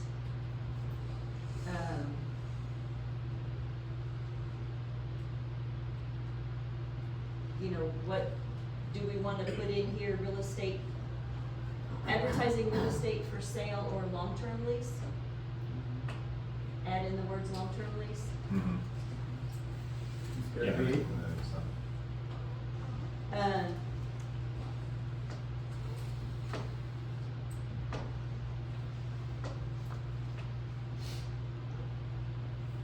Well, if it's for a short-term lease, how are you gonna define temporary, right? We say temporary sign. So, if we talk about a temporary sign, What are they? the real estate sign, when the lease concludes or the sale happens, right, the sign's gone. But with a short-term lease, it's there for the duration. I mean, it's not a temporary sign. Yes, it's qualified as permanent sign. Different than a short-term rental sign. I mean, we're not doing signs for that. Well, we had Well, language in, that's the We were issue. referring to the Is sign that- ordinance. It's a sign. Yes, To the sign. and so, we had the- language that said, sign banners or other displays anywhere on the property which indicate or advertise that the property, location, residential structure is a short-term rental or otherwise available to rent for shorter than 30-day periods expressly prohibited. The definition, Jim. that's what was in the other, that's what we had proposed in our short-term rental ordinance. And so the question is, you know, do we want to put that language in this ordinance? Yeah. Yes. Yeah, because it's not in the STR. Huh? I said that we agreed that we would put it in the STR and That's said right. would refer to this one, so of course. That's right. we do It needs to be in Okay, here. It's okay, a- then we will add that language in here. And then we had also talked about though that, we would allow a sign on the house Mm-hmm. of a certain size Yep. that indicates the name of the house Yes. and possibly a phone number for the house. Oh, we just said name of house. Well, we had talked about different things. We had talked about, QR. Have a Just- QR code. Yeah. And, It's just the name, otherwise it's you're going against the advertising. But a phone number is basically advertising. Yeah, we talked about QR code. well, the QR code, the reason that potentially causes problems is, you know that we have the agreement with the 4 large platforms that they automatically remit taxes, right? Right. But also, a lot of agencies, you can direct book with them, right? When you direct book with them, they bypass that automatic tax collection. So, It's also basically the same as the phone, it's an advertisement. I think if you want to name your house the Rusty Book, we'll put that up there, but I don't think it should have a phone number or a QR. Permit number. That's not a bad idea, the permit number. Well, we took that out of the SDR ordinance a year ago. Sandy, I liked it when it was in the SDR ordinance. well, what we talked about,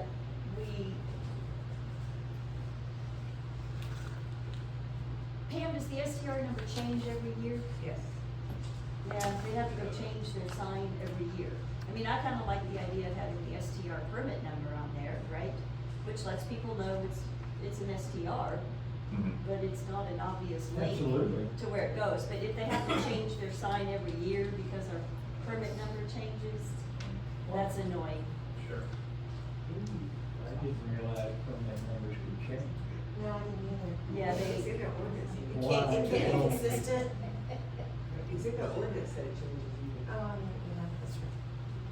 yeah, the new numbering system is another way to help us validate that they re-registered. Good point. Yeah, that's right.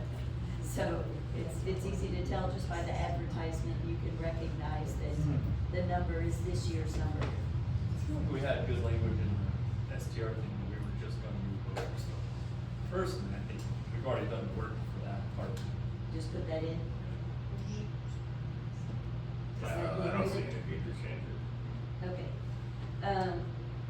I do think though, do we, So when you issue this to us, you're gonna list these things that we're talking about now? So Yes. we can comment, yes, you know, so pull it back together. that's right, we will. Yeah, so you could do, it'll be in the agenda, so Well, I we mean, can, this get is it, just, we can comment on it. Yes. You'll have these. that's right. This is just discussion about what we want in it, right? On weather flags, what is each premise? What is that defined as? On number And it five. should be probably premise, not premises, right? Premises, I just didn't know what, Uh, I mean, what is that defining? some of these, I don't know why they're making. The I only mean, real- you got it at the beach, on the See beach side. Flag warning sign at the beach. Yeah, okay, is that what we're referring to here, is the beach warning sign? But what's the top of this level, or this section? Section. Oh, section, okay. Exceptions. Because if we go back up, right, these are, we can, first of all, it says permits are required, right? So if you're gonna put a big sign up, like if one of our commercial businesses, we're gonna put a sign up, right? They have to get a permit to construct it. Different categories of signs. Okay, Yes. next section is the exemptions, those that are exempt from getting a permit. Or that are just, that's right. Okay. That makes sense. What is nameplate referring to? Like I said, this was copied over directly from our ordinances.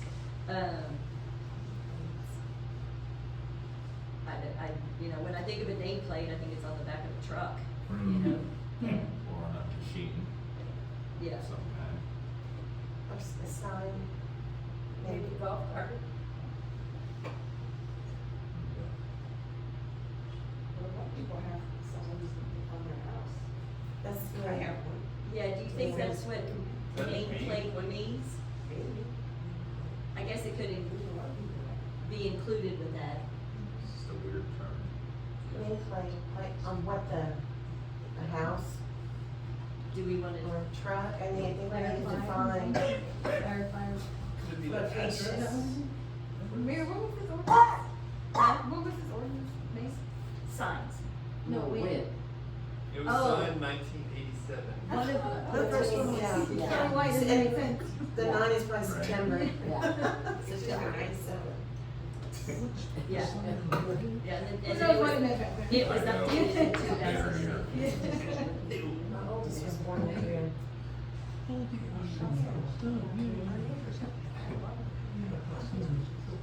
So, Yeah, we need to define nameplate. I agree.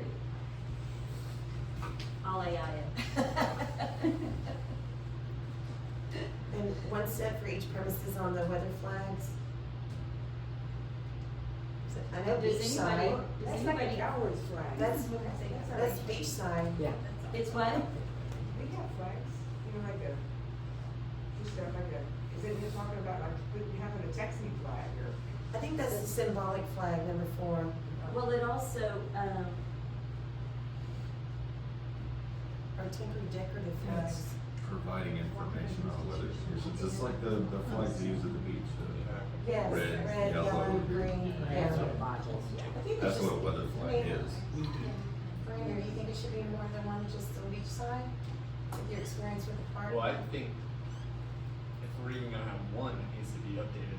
Most Yes. days it's not right, and that probably opens us up to something Yeah. grounds. Yeah. I don't know whose Does anybody- responsibility it is to change that. is this just saying that we can fly weather flags at the beach? Is that what that's there for? I mean, the only weather flags I can think of are the beach conditions where some people like to fly hurricane flags when hurricanes come in, the squares with squares in it, but that would just be in your house. It seems kind of unnecessary. It's just, I think we can cross that out. On the- doesn't make any sense. It Cross does, that out. yeah, that's my question, is what's defining as premises? Yep. I mean, who changes the flag in front of the number of the beach feed patrol? Not the police, the place, The yeah. PD does, Yeah. okay. And we need to When I was on Beach Patrol, they were supposed to call here every day and tell them what flag color it was. I don't know if that's still happening. We have a website now, so they usually check that out.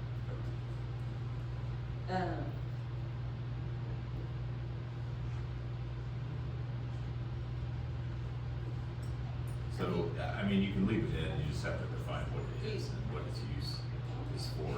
And it's not for residential use. Nobody's gonna fly that at their house. Although a hurricane warning, not a bad idea, you know, You they might wanna put her nude and, put it inside the It's red, window and don't hey, go you in. guys, evacuate, That's you right. know?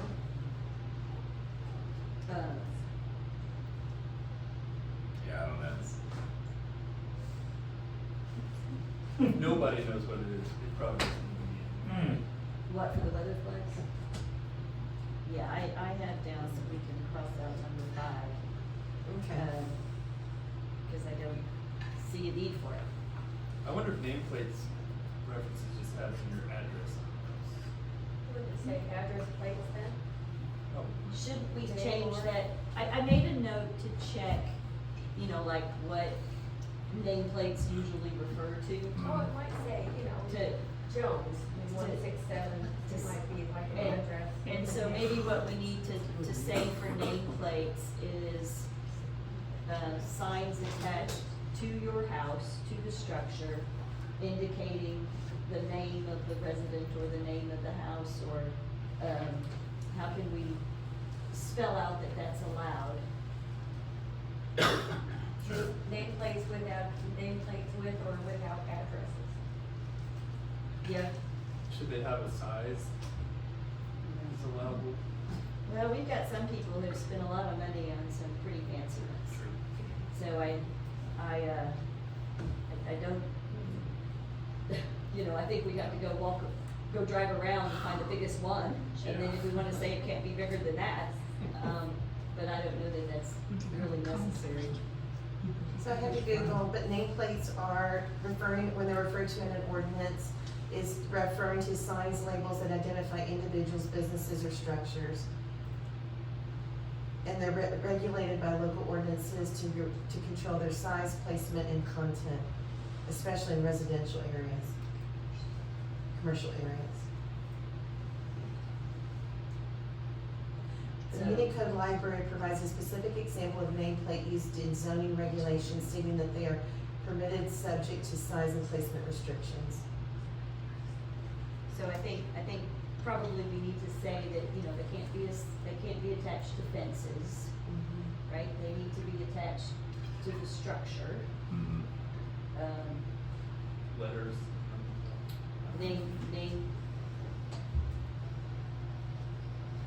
Nameplates attached to structure, right? But I don't know that we're gonna put a size requirement. Maybe you wanna say they can't exceed 3 by 5? I don't know of any bigger than 3 by 5. I don't know any here, but I know some in Galveston that are Really big. Yeah, they are. Yeah, they are. The margarita one, when you drive into Sea Isle, is huge. Yeah, Huh? obnoxious. It's a little obnoxious, but Okay, each their own. we're the beach. Yep. Okay, well, I'll look on tweaking nameplate language from, some other ordinances, and then we can wordsmith it a little more next time. Okay. That's fine. Anything else in here? So it says you can't have light signs, What is, right, they can't flash at you. back up to, What about Christmas? my copy, it's H, it says temporary decorative flags or bunting for convention commemoration. Where- What is a bunting? It's the Fourth of July. July. Yes. Yes.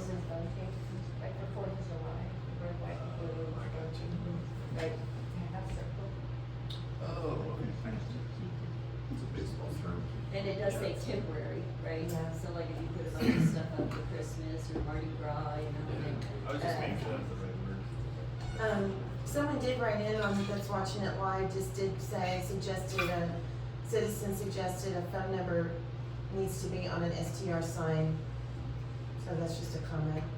If we're- Yeah, it was originally an STR, Yeah. according to took that out. Yeah. So, you know, and these are the things that it says are prohibited.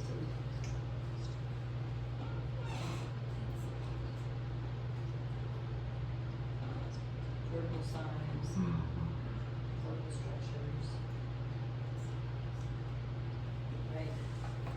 And real estate signs, it's got, you know, it does allow, I know this was something brought up, you know, when you do open houses, you know, to allow open house signs not to exceed 48 hours being there. Okay. And are y'all okay with that? Okay, I am too.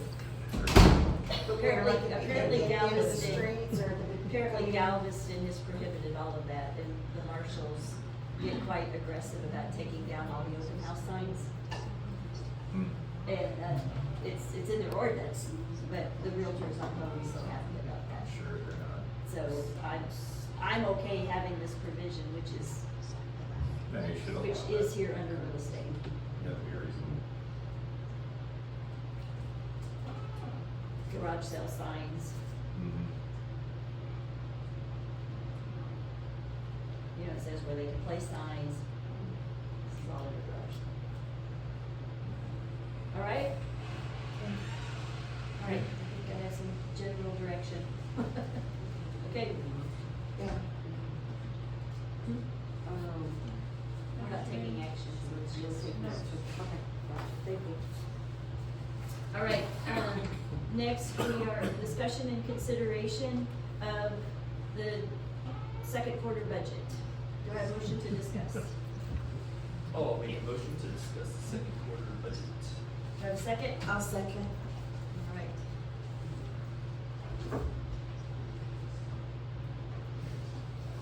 All right, you all received copies?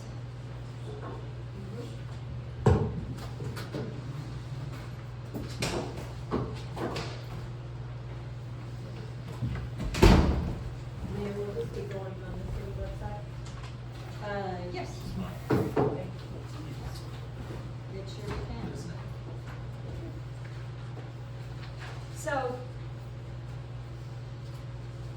basically, as Esther and I have been reviewing this, we did catch a few things that needed to be tweaked here and there. Couple of comments. When we compared property tax from last year to this year, it does look like we probably over budgeted about $30,000 last year. Predicted more than we're probably due to receive, just kind of looking at the numbers.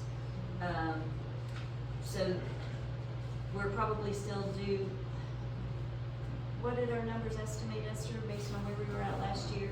That we get about another 55,000? Yeah, 40 to 50. Based on how much trickled in last year.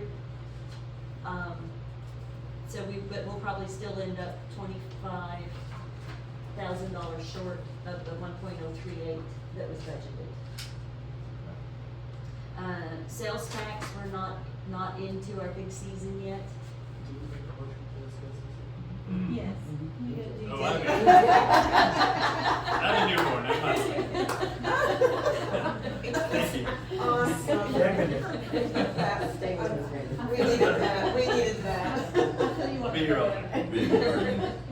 Anyway, so, anyway, the sales tax, I think, will hit budget. Because, like I said, we're not into our big season yet. Same with mixed beverage tax. Although you can tell we're more than halfway on that, so nothing unexpected about our neighborhood, right? Our mixed beverage tax,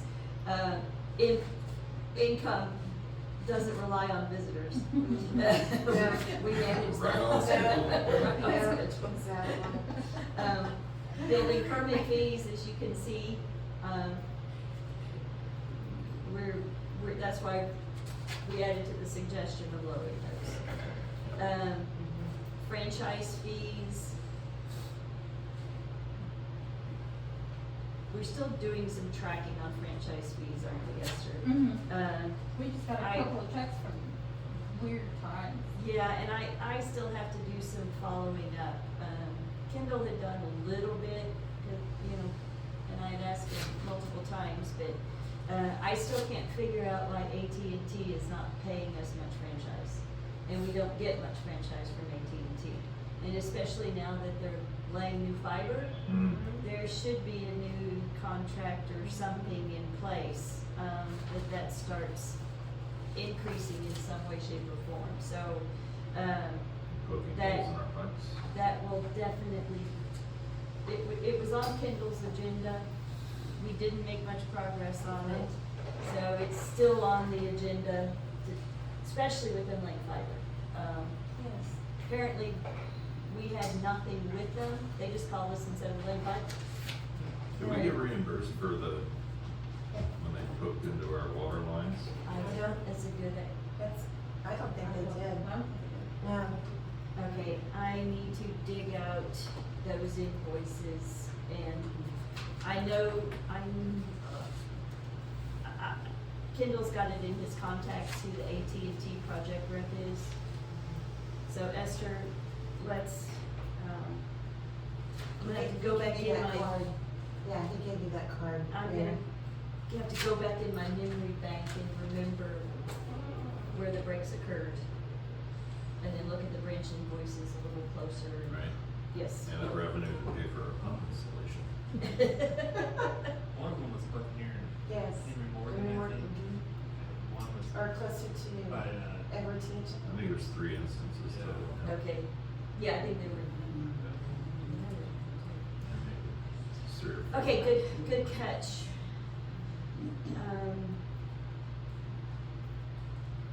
Park user fees, That's Mary. renting the pavilion. yeah, We skipped over, hotel occupancy tax, it's still at 0. right, because it's in the hotel fund, Oh, it's been moved. Read that all the to time. its own fund. Can we remove that so it's not like strikingly out? Yeah, we can hide it. Yeah. Super, thank you. We actually talked about that, and I said, no, let's leave it there, because somebody will say, where's hotel tax? And this would clearly allow us to tell you it's further down.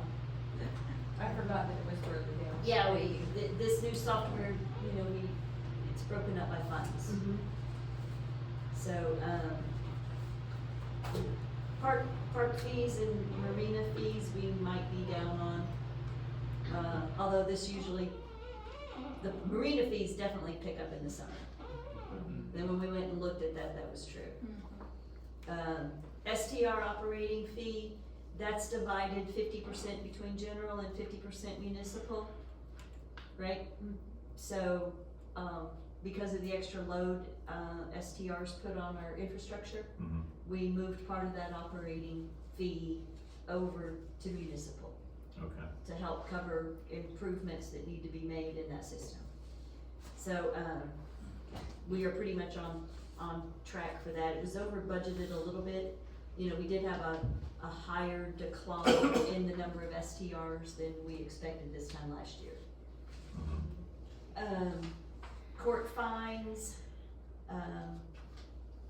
summer is usually a bigger time, but we might have over projected that budget a little bit as well.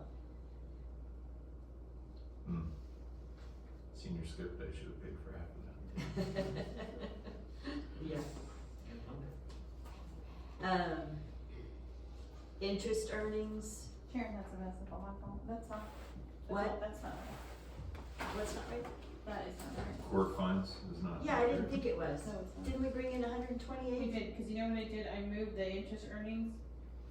So it's 151, but that's not correct. The interest earnings should be the 97. Okay, and court fines is one, Yeah, I'll give it to you in just a second. cause I thought court fines was 128. It went up. Yeah, Okay, I'll give it to you when, you can go, but I'll tell you what it is in a second. I mean, I was writing so many numbers down I about know. court fines, cause remember, we were figuring out where all of the collection fees had gone. I think it's actually 168. Let me double check. Yeah, that's what I think too. Thanks for remembering that. Yeah, so we're actually on track for court fines. Yeah, that's a big difference. We'll fix that. And then, yeah, the interest earnings, It's actually the 97 over report. yeah, it should be 97. Yeah. And our interest is actually more than that. We have it split so that on interest earnings, it's 200,000 predicted in general fund and 100,000 shows up. Remember that when we were going over 100,000 of interest earnings is in the municipal fund. And that was kind of based on the split between the amount of funds in our municipal money market versus our general fund money market. Right. So as far as money held, that's been accumulating over the years, it's accumulated to whichever fund it was generated from. So the interest earnings reflect that. Okay. That makes sense. So, tell me again the reimbursed expenses, Esther? So those are expenses that we received for when we did the mayor's meeting. Some of it's from Thank you. Ameris and for food and then. So TV. that is a revenue line, but when we hosted the mayor's meeting, it was split, and also Tina got a lot of donations, so, that revenue came in and that's where it ended up, in that line. Okay, Good deal. that's awesome, yeah.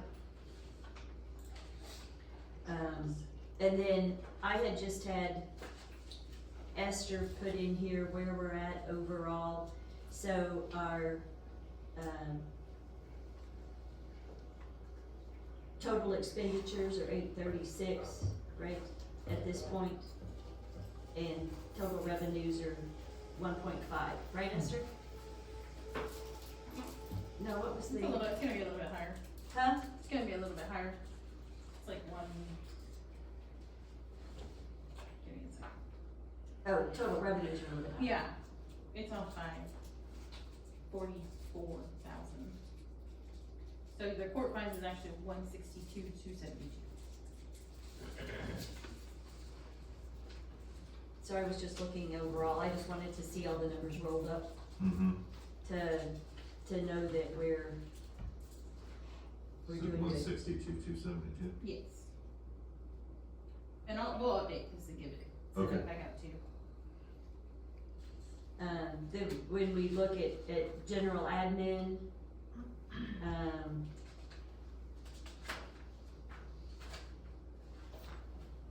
our subscriptions are high. We definitely have to do some work around, Kendall had in a bunch of money for cell phone stipends. We're not sure why, and I don't remember it from when we reviewed the budget and approved it, but very little has been charged for that. Mm-hmm. So we have to do a little more digging into how the telephone, internet, cable, and cell phones are being coded. Not happy with that at this moment. So, and then also, I know y'all have been apprised of it, it's another thing on the back burner. Our Comcast bill is crazy. And we pay for, I don't know, 20 TVs. We pay for TVs at the lift stations and trying to get through to Comcast. I think Kendall finally got a contact that he felt could help us, but it's still yet to be done. So that is another thing still on the to-do list. There's probably an extra $300 or $400 a month that can be saved over paying for stuff we don't use or need. So that still needs to be worked. But also just the numbers on where things are getting coded between. Negotiate that with AT&T since they put all the money on doing anything. Yep. There you go. But anyway, Switched over then. Comcast does pay us good franchise fees though. So, telephone, That's a cost code, it's uniform through all the different departments.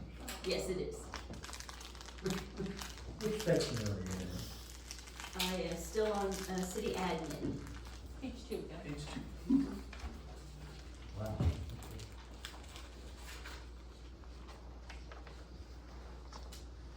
General building, Yeah.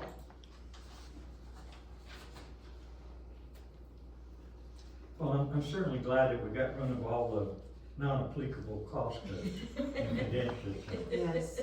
And in reading this, you understand that these cost codes are, you know, pretty well standard throughout all the different. Yeah, basically, Sections. 72,720 is gonna It's be just travel and repetitive. meeting expenses everywhere. The 10 and the 14 refer to, fund and, Department. department, Mhm. And it's set up by department, right? yes. So 10 is a department, what's 16? No, No. 10 is the fund. 10 is the fund, Fund, 16 This is- is department? Yeah. And the rest is the cost code, yes. thank you. So these insurance items that are zeroed, that's because we pay them annually? Mm-hmm. Where you at? City admin? Yes, yes.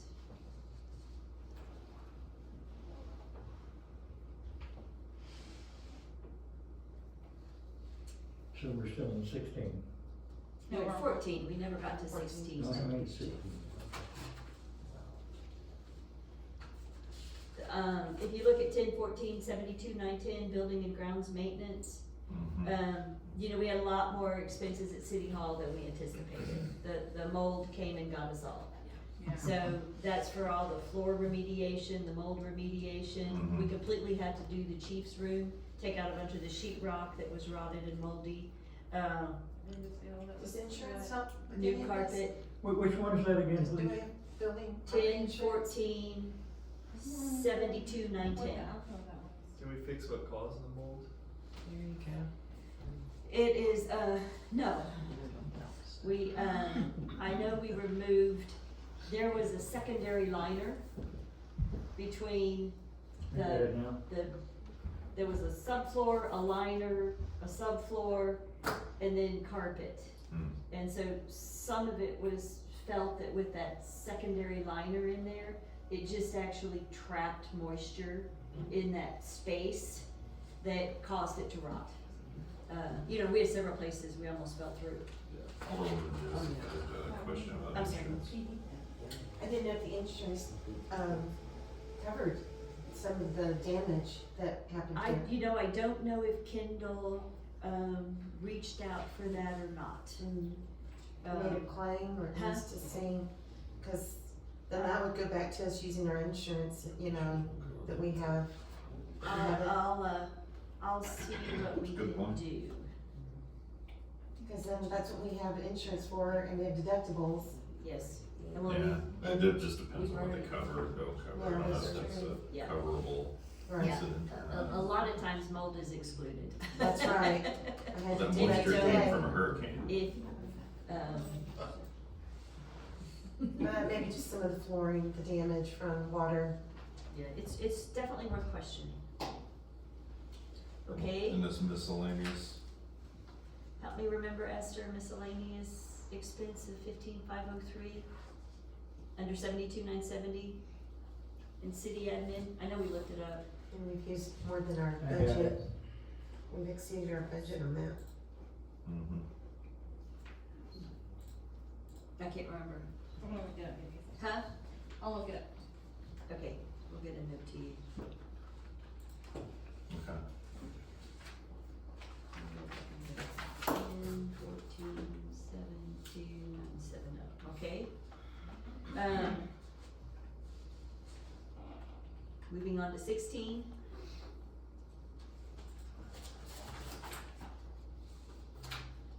We do have to do some look at overall our subscriptions and kinda how they're divided up, Is that an annual too? yeah. Well, yeah, but then, so there was like an email, I'm not sure which email they had. There was some invoices that were going to like an older email, and, Yeah.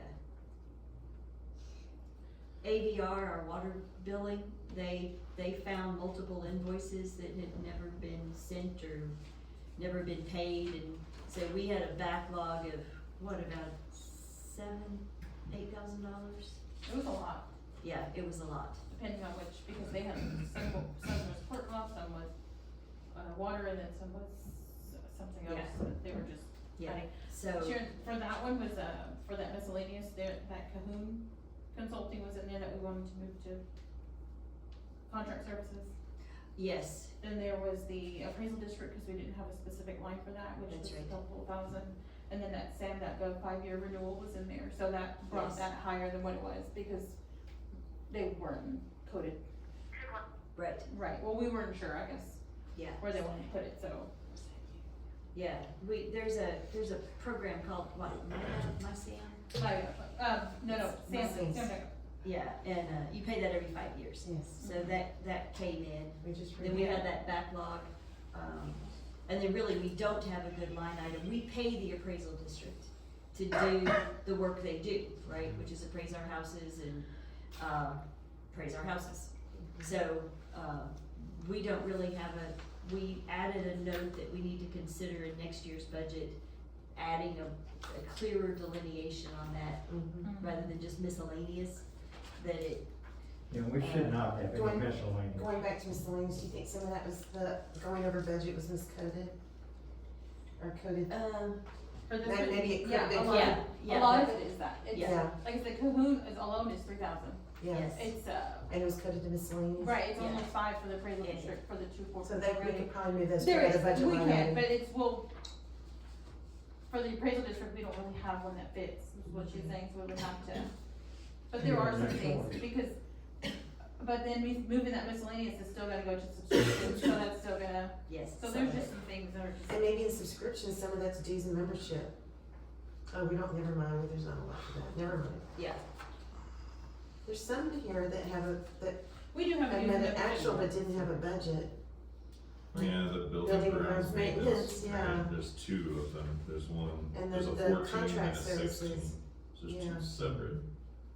In contract services, There was no budget. there was no budget, but there's On which one? On 16? What's It's it? hard to tell where 10-16-72910. So there's a 16-72-910 and a 14-72-910. And the one, the 16 oh, Yeah, that's, didn't have a budget, so what, right, just curious what the difference is between the there's two. 4 of them in there. So this was one thing that Sharon and I talked about, the way that we allocated things, so depending on like what was repaired and where it was in whose area it was, I actually put it to that Okay. department, so I think it was overall at City Hall, but when we were going through it, it was just broken up, Mhm. to you the know, by departments. bigger Okay. department and things. So, Okay, Yeah, got it. so, If you get definitive line items, good, that's what's important. yeah, we That's have right, and we right. have a Where line, this- yeah, we have a line item so that when we do budget this year, we know we'll know Yeah, and that actually we reflects what- didn't, it was 0 last year, but it Yeah. probably shouldn't have been 0 Right. last year. Yeah. Mhm. But because we didn't have the amount of breakdown we did, Yeah. you know, I think, Sure. I think Yeah, I forgot about a that. little bit was guessing, right? So you'll be able to know how to allocate for that next budget. right, Yes. That's perfect. Any other questions on 16? No, No. on to 18? Yeah. You said little dollars. Yeah, Vehicles is. These are all fixed costs. Yeah, vehicle. Vehicles the only standout, right? Yeah, 'cause they had to get that new one, so they split it between, this and Natalie Hines, yeah, since they're usually the ones, but we also talked about breaking that down too, since building uses it. I mean, even though there was no line item, no budget for that line item, we still Right. wanted to break Yeah. it down correctly, yeah. based on the usage. Okay, looks good. And then when we look at the budget this year, we will still need vehicle expense. You know, new tires, Right. oil changes, right, not necessarily fuel, but there still will be vehicle expenses. Mhm. No, but there's vehicle and equipment maintenance, never mind. That is actual more capital expenditures for vehicles. Should be. Yeah, it is, yeah. Okay.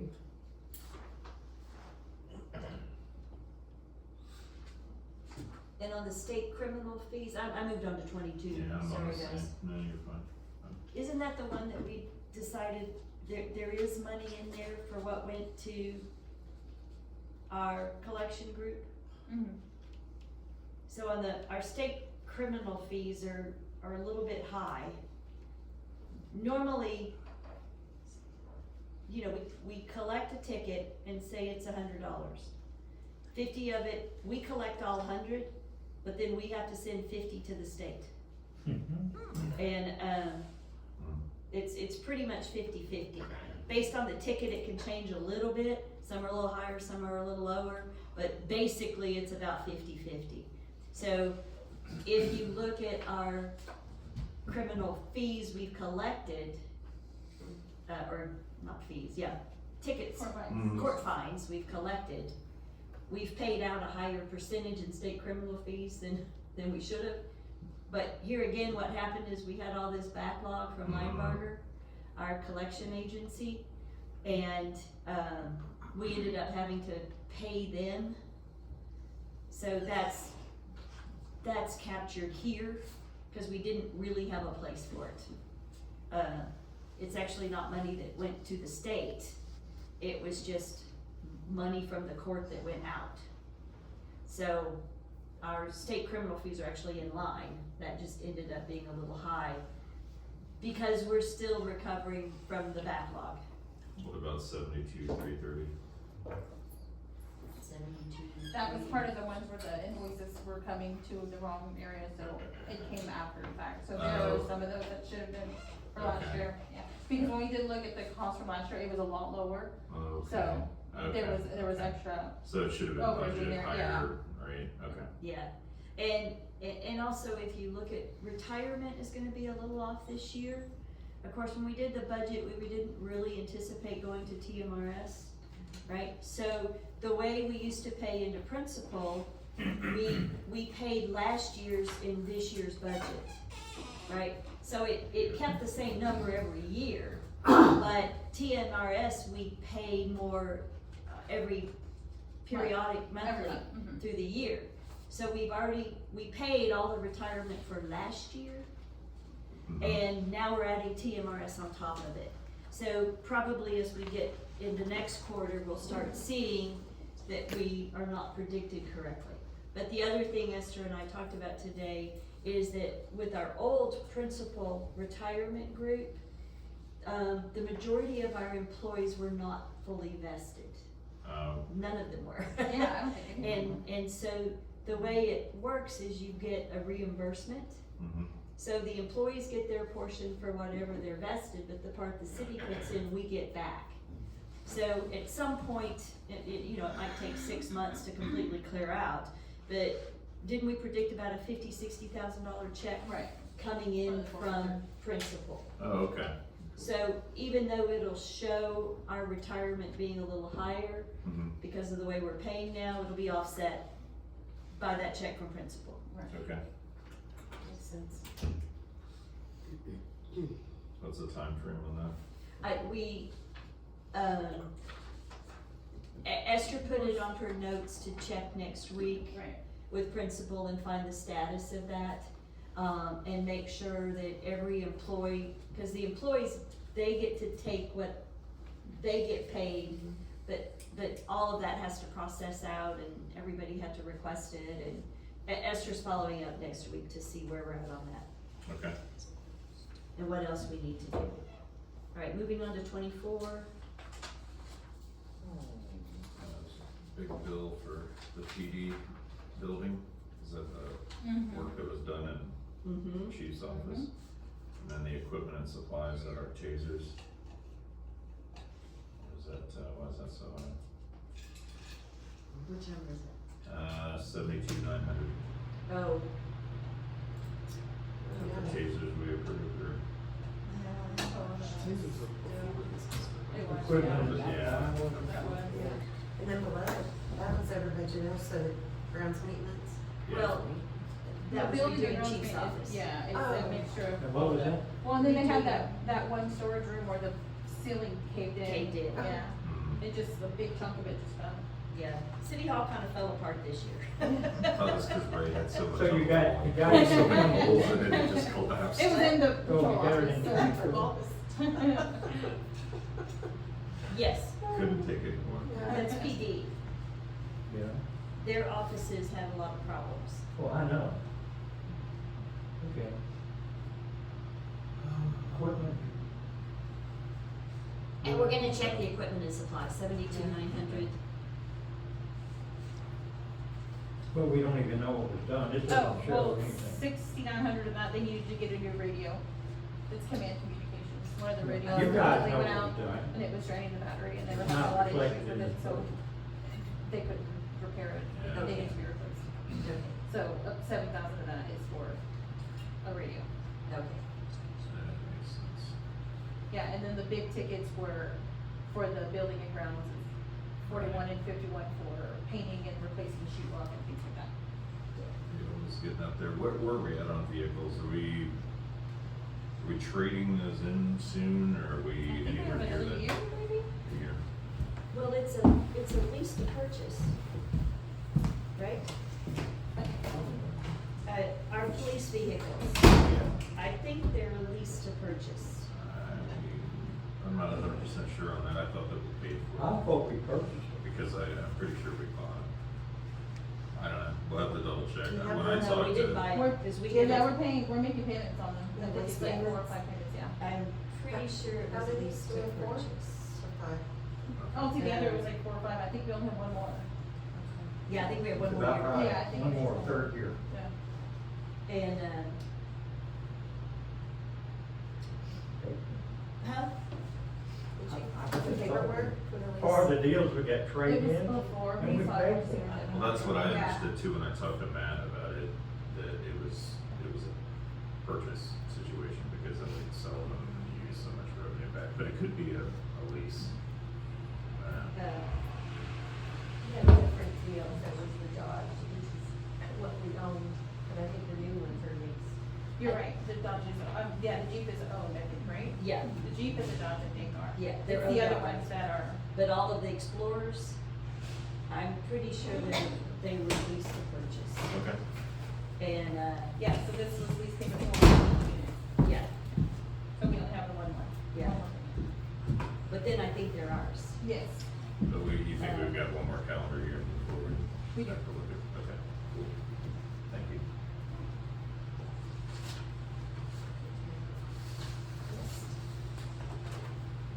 And then on, moving on to hotel occupancy. So our hotel occupancy tax, we're actually way ahead of budget. So we have not received our check from VRBO for first quarter yet. The check from Airbnb for first quarter, remember how slow it was $140,000. So, so we'll see it next, that one just came in April. if that sort of trends across the summer, and into the fall, it's looking like our hotel occupancy tax might end up being like $800,000 or $900,000, even with the reduced numbers and the reduced occupancy, which of course gives us an idea of how much we hadn't been collecting before. Great. Um, So that number is what was transferred from the first page, correct? Yes, yes. Okay.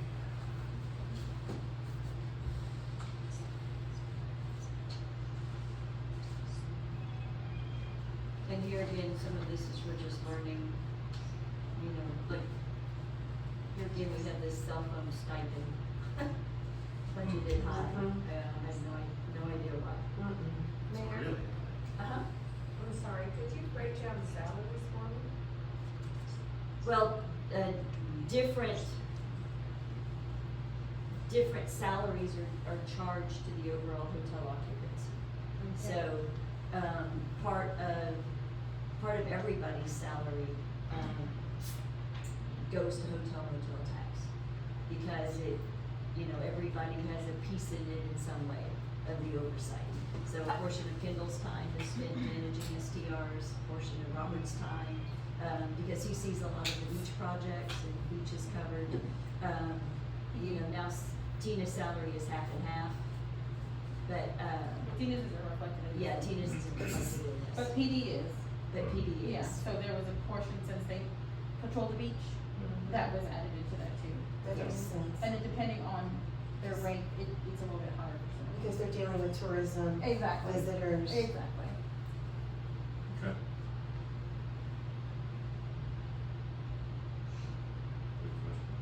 Yeah, and,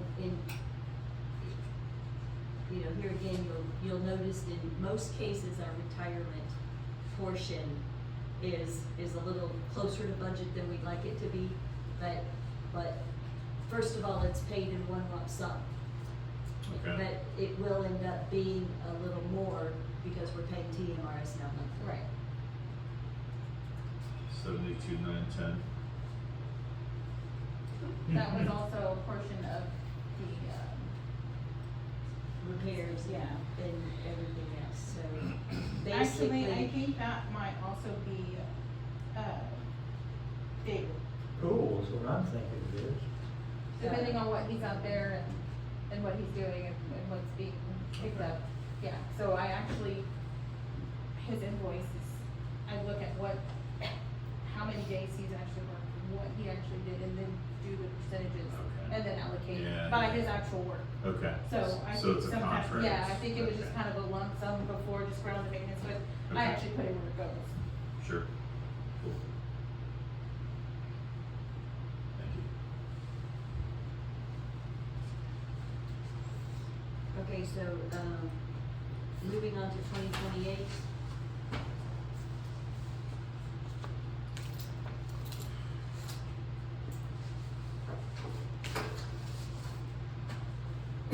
What's part-time employees here for? And what is that? Is that the full employees? It's just The there, lifeguards in, or- no, not for community coordinator. No, I think, so I didn't know what part-time employees. I on think that. everybody in case we bring in a part-time employee,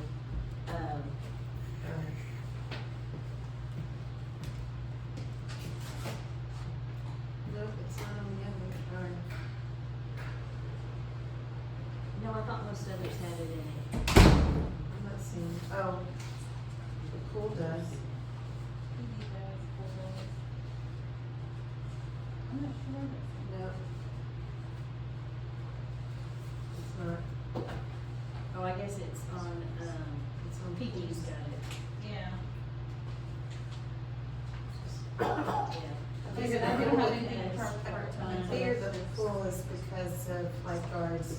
Right. Yeah.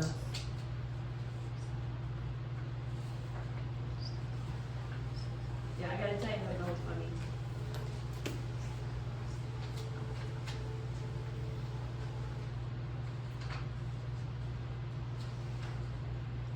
I guess it was the, Yes. PD that had it as well.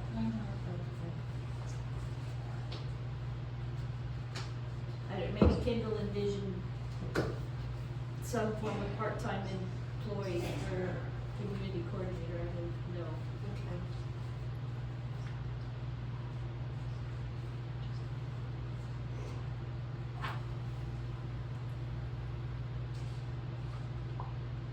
And then the office supply line is high, because I think what was happening is when me and Sharon were looking at this, you have the sheet.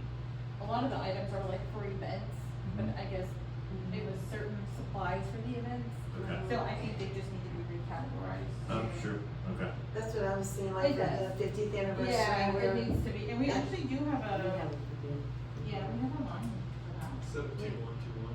Yeah. Yeah. Yeah, there's no budget, so we're just establishing it. We did, yes, because we wanted to make sure it was actually captured specifically for those events, for that event. Gotcha. So where are we gonna pull the money to cover that? Part-time employees. Yeah. I'll take it. Retirement Right. fund. I'll take it. Not retirement, but part-time. to it, where are we taking it away from? You know, there's a budget for this, so it doesn't have a budget. We need to know what's on the left side. Yeah. I mean, the right No, side we'll needs. look at, I mean, we do have more revenue than expenses at this point.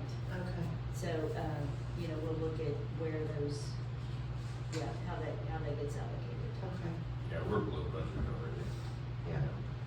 so. I think we can make it fit. I mean, I'm thinking we can pull some from tourism Right. to put in that bucket. Even though Tina's doing a great job getting a lot of things donated, Right now. but just to keep that covered, we could probably pull from, I recommend tourism.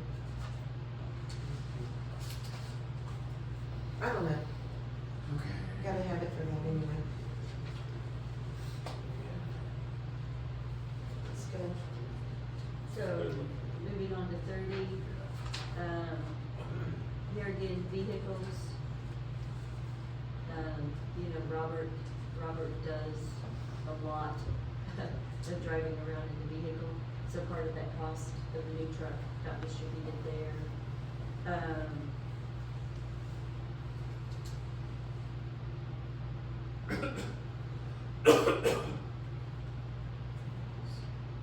Lana was under the general maintenance.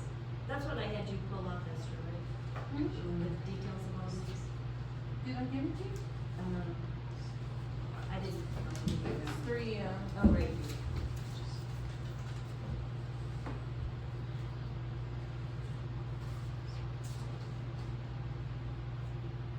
And drainage.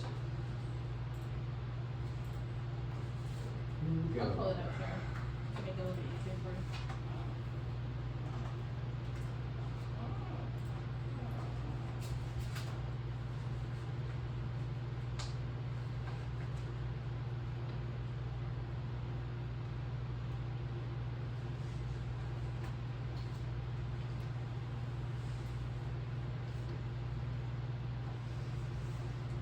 So we're still in So- 30? Yes. You know, my big question is, my big concern, interest is in 2030, 74,400 projects. So that is the 142,000 for the GLO, the circle, the nourishment. And then there's the bamboo and the bulkhead. Yeah, and my comment on this is, we don't have transparency and we don't have accountability until we start listing what these projects are. And we never will have. And if you want to do it this way, it's just one big number. Yeah, well, It's it's meaningless. in the detail, right? It's all in the detail. Yeah, but council, ultimately, the council's job is to monitor your expenses. We can't do it unless we know what they are. For sure. That's all. But I'm you saying. just asked, and, you know, if we expand all of this, it's gonna be a phone book. Yeah. It's not as where we just, That's a fact. yeah, there's just no transparency and no accountability unless you show it. She just accounted for it, so. Well, accountability for spending the money rather than accountability from the numerical standpoint. Understood. Well, council approved, Budget, Yeah. but this is just showing how much has been spent against the budget. and. I understand. and Council approved the I bulkhead understand project that. that was bid out. The Yeah. partner. So if you want to show it reimbursement. this way, there needs to be a supplemental copy showing exactly what the heck you did spend. I mean, we could put it out there electronically. I'm not anxious And we to certainly should have that in the next. print off a next book. budget. The first comment was being happy that they convinced it. Now there's a comment that you want it exploding. So it's gotta be. Do you know what was spent? If they expanded, yeah, she just told us what was spent. I mean, we see the numbers, but do you know what it was spent on? Yeah, we approved what it spent. Yeah.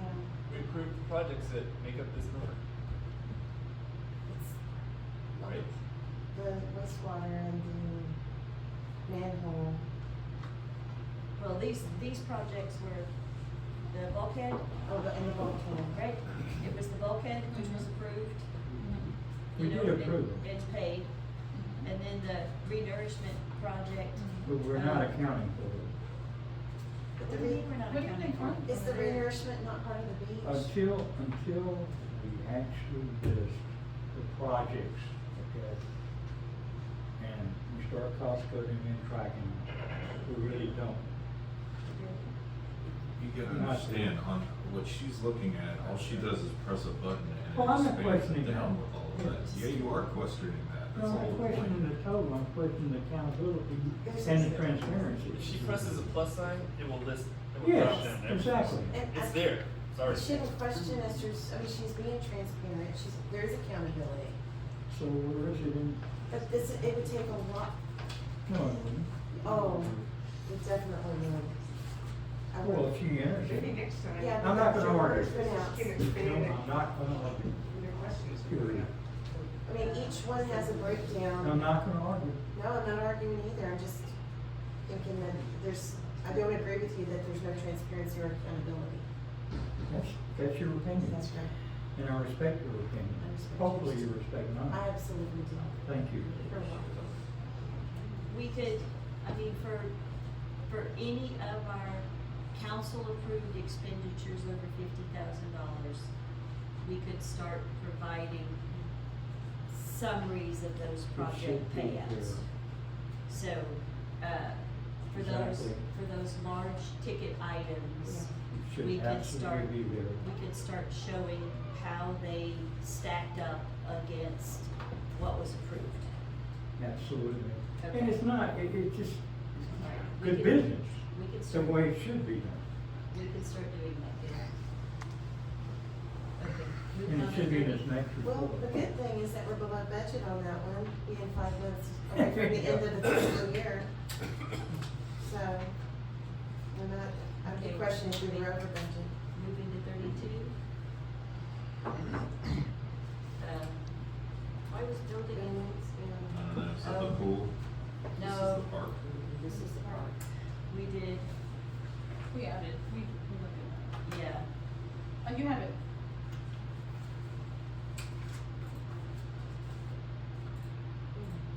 Is it equipment or? There's, We there's, installed park cameras yes. and Wi-Fi.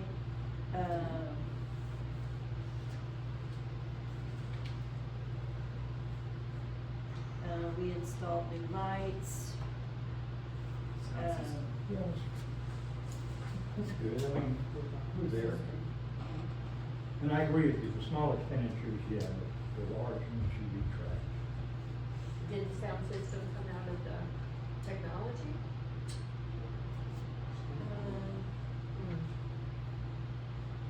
Yes, so the speakers and everything is in technology along with the microphone. And then the building and grounds has some maintenance that, and again, the installation of the park cameras and the Wi-Fi. There was a project for the garage and the heaters. Well, I guess like the Yeah, doors, we bought heaters. and then there's pest control is also included in there, Those the fans in flowers. there? The what? Fans? The ceiling fans. Again, lights, the park generator, Mm-hmm. the lights and cameras for the park. How the generator works.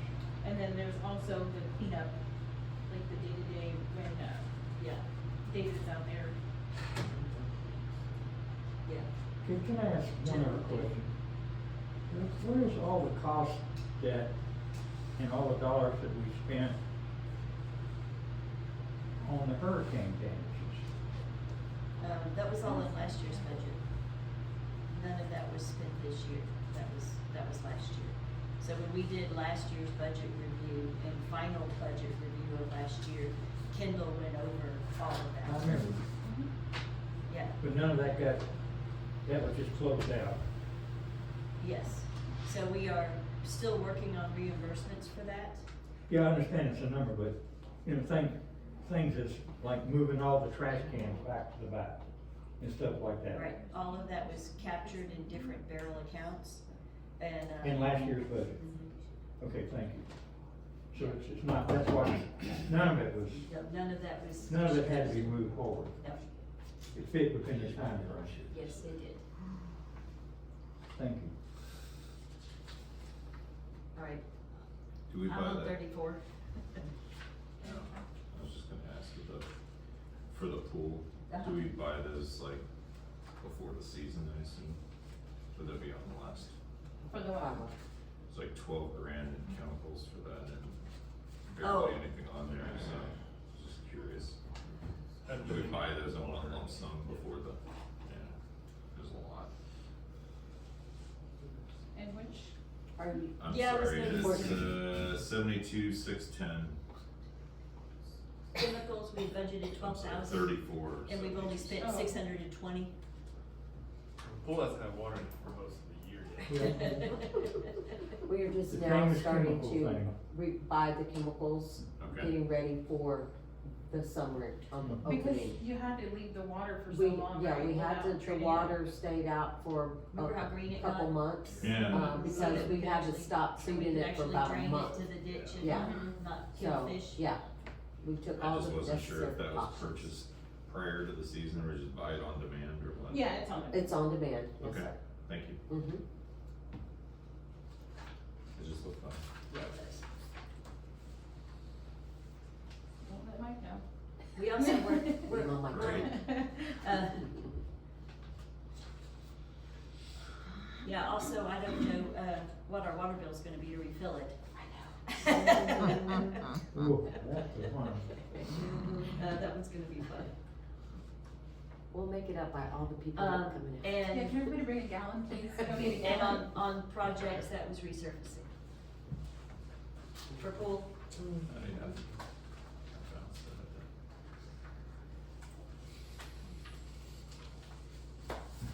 so moving on to municipal budget, Fund 40.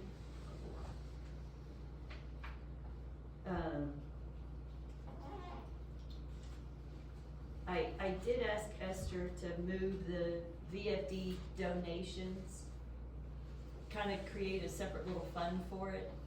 Because like here, it kind of skews the budget numbers because we're ahead on collecting it. So it kind of makes it look like we're ahead on revenue, but really that just goes right out the door. So, It's just a pass. it's just a pass through, but it can kind of skew our numbers. Mhm. You know, we raised the amount when we raised the water bill a year and a half ago. Well, we raised the recommended voluntary amount unless you wanted to change it. And I don't think we adequately reflected that in the budget. But we also didn't know how many people might back out Right. of paying it since, you know, or It's all- adjust how much they paid. So we'll get a good running total this year to know what to project for next year. Are y'all happy with the amount? Absolutely. It's extremely helpful.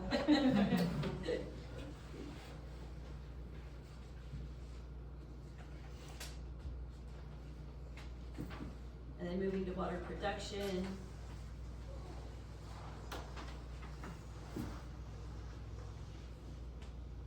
Well, then we have water systems, right? So water production is actually what it costs to sort of manage water. A water system is actually pipe in the ground. Okay. We get our water from Galveston, right? Yes. Mhm. And we could Gets it afford from Texas City. And who knows where it comes from.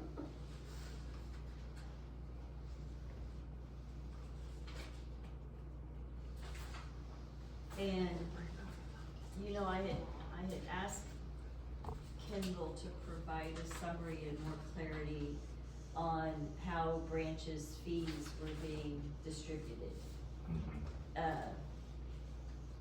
And that's yet to be produced. So, I'll need to get in and dig into that a little more, because you'll notice our contract services, if you go back to, water production, right? No, it's the Wait, next water, one. which It's- one is it under? it's the Water same. systems, right? If you look at 401272,950. 4012, we had budgeted 200,000 in contract services, 100 for water and 100 for sewer. Mm-hmm.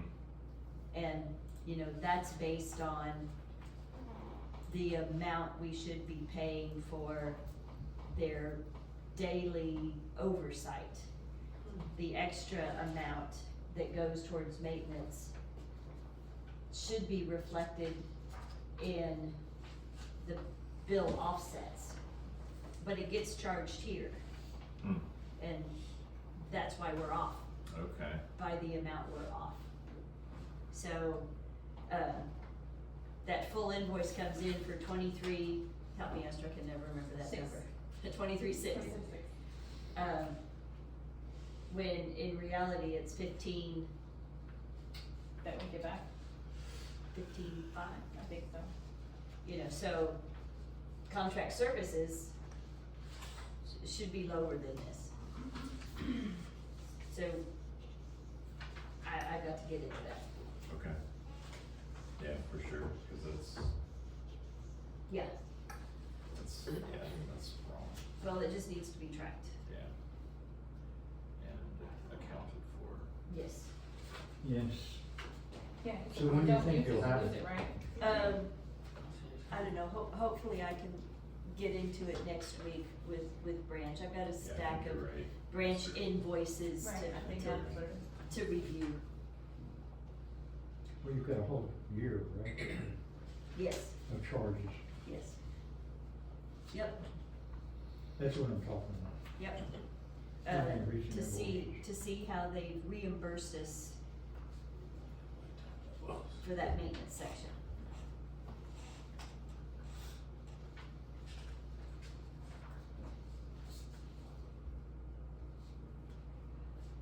So under sewer.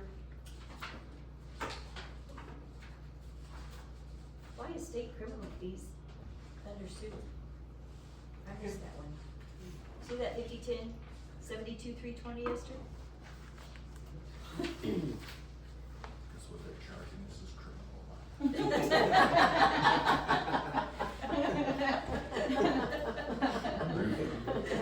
Drop down that box. Right. Let's do this. I missed that one. You see it? I have to find the generator report. You can, No, I wanna see what it is, like, actually. okay, well, let's just fix that. I can't believe we have state criminal. That's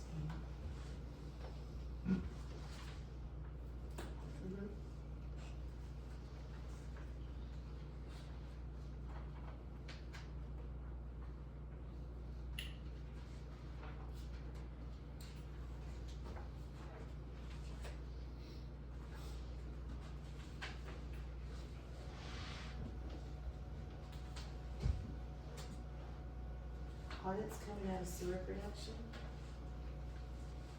What's the audit? Huh? Audit is coming out of sewer production? Is that, what audit is that? I think he had budgeted that we were gonna do like 3 this year, right? And Yep. so he just distributed the cost Oh, I see. against general, and some's in water and some's in sewer. Yeah. He just distributed that cost across all the funds. You should, yeah.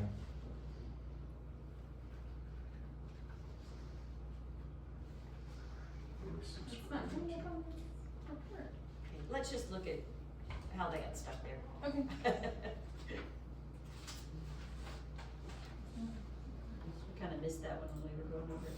And the 72,330. Description, $9,000 worth of clean poo. Oh, what did we say that we were gonna move over there, we were gonna split subscriptions? Well, some of the, ADRs. ABR, yeah, since it's both of them, since it's all together there. Yes. It's just being put on the water only, and it needs to go to both water and sewer. I mean, AVR, but it's probably not a 50-50 split, right? There's No, much we have more. to figure out how we want it. Yeah. really on the sewer side, but sewer's part of metering too, right? I mean, it's based on water meter usage, so, it is, now that I think farther about it, it should be half and half. Yeah, I was gonna say, yeah. Should be exactly half and half.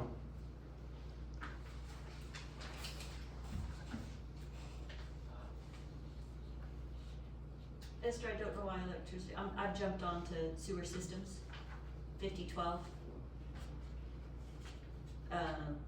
Electricity, did it just not get coded to sewer systems? Cause we had 35,000 budgeted and 0 spent.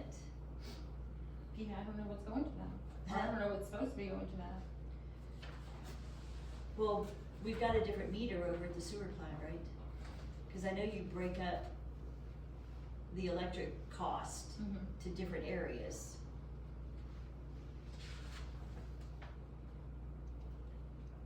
There's a separate meter over there, isn't there?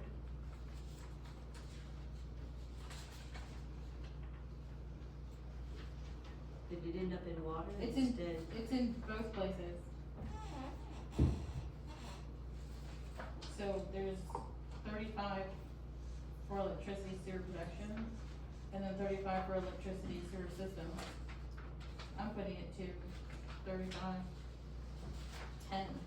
Do you want it to go to 12? I mean, you, yeah. Wait, where? 35, I'm sorry, it's 50, 50, 10, 10. 72, 500. Yeah. Right, there's 35,000 there. But I put the 13. So I don't know why it's in both spots, why it's in sewer production and sewer system. There's 35,000 allocated in both, Yeah, Mhm. so. Yeah. Where do you want it? One or the other. I mean, but that's still 70,000 in electricity. I guess I consider electricity part of sewer system. Okay. Production is actually the management of the kind of fees associated with it. I look at sewer systems, what's actually physically functioning. Okay. Right, guys, my battery's running low. So would we More just- ways than one. Would we make that 70,000 the budget then? Under No, I think it system? probably just needs to be 35,000, based on how much we've spent to date. We're halfway through the year and we've spent 13,000. Right, so now there's 35, now there's gonna be 35 here in this budget item that we don't even need. Right. Yeah. Boom. Huh? We can put it to, Something. Yes. 35,000 taken out of the budget, That's right, saving we money. just found it. yeah. That's right, there's the 50th celebration. There you go. We'll still be under budget. We still won't be in. So sewer systems, like I said, I need to go through the branch invoices in more detail. And kind of confirm how they were charging and making sure they weren't double dipping on some things. Yeah, we may expect a rebate A little free work for a while. or something. Taking off that thing we just approved. And on, if we jump on to 60, to trash, to refuse, you know, I've admitted this 100 times, I messed up when we did the rates.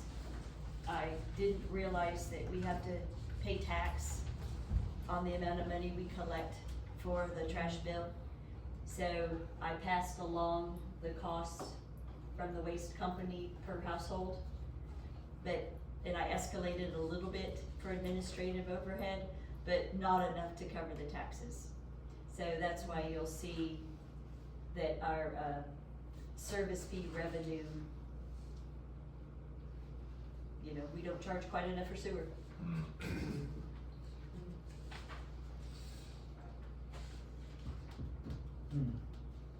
Not for sewer, trash. Yeah, for trash, so Trash.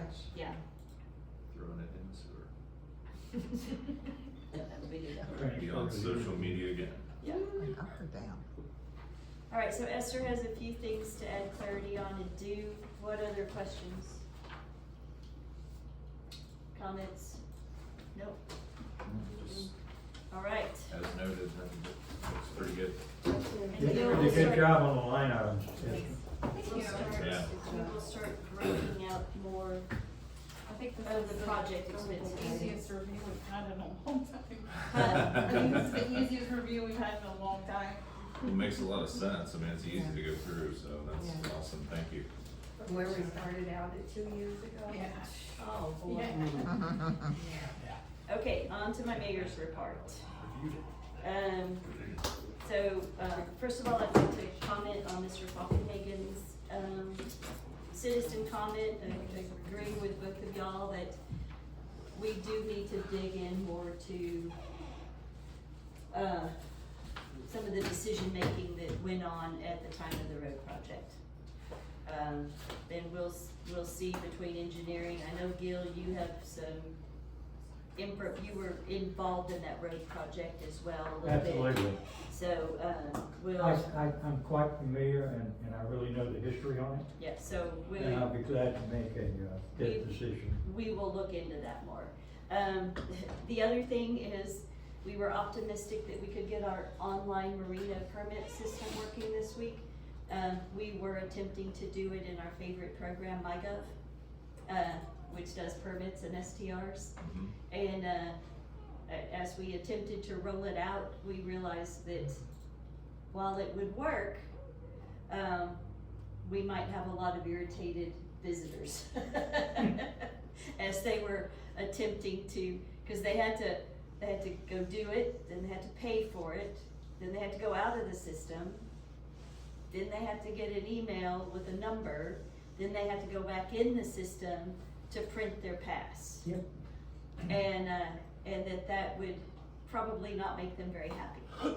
So, Pam is looking into some web applications that, we might be able to do. And we'll work with PD on how they would track that. So it is a big rub point for our guests, that they get here on the weekend and they realize they can't get a marina pass, because you can only get them in person at City Hall. So,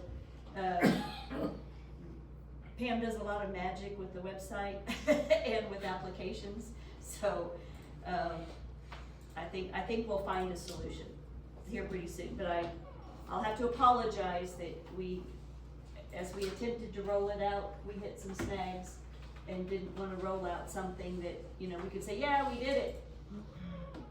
That doesn't mean much if it doesn't work well. Half-baked.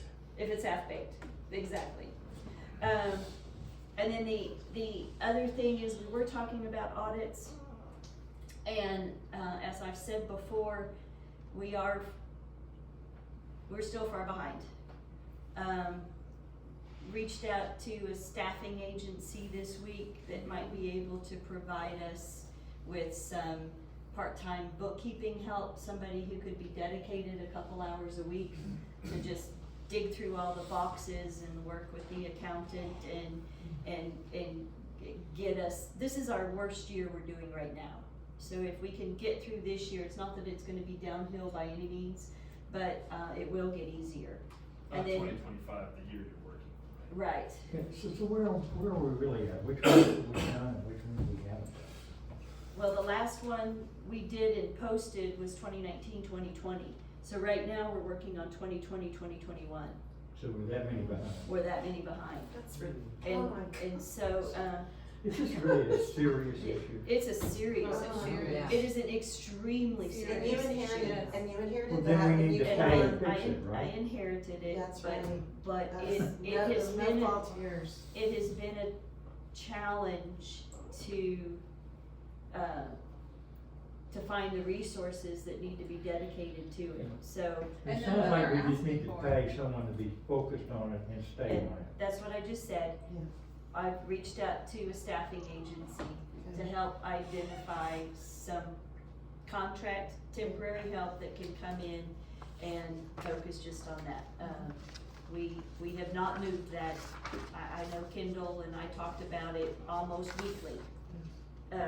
We've been talking about it all year. But, well, Kendall and I talked about it almost weekly on finding staffing or resources to help close that You have gap. to manually go through boxes of files. Yes, we have to manually go through boxes just- and, It's difficult. Using- It's and hard. then in this year, Yeah, then we they had want 3 things different city like- secretaries, acting city secretaries in 1 year, right? So we had 3 different methods of Yeah, jumping Maybe. around.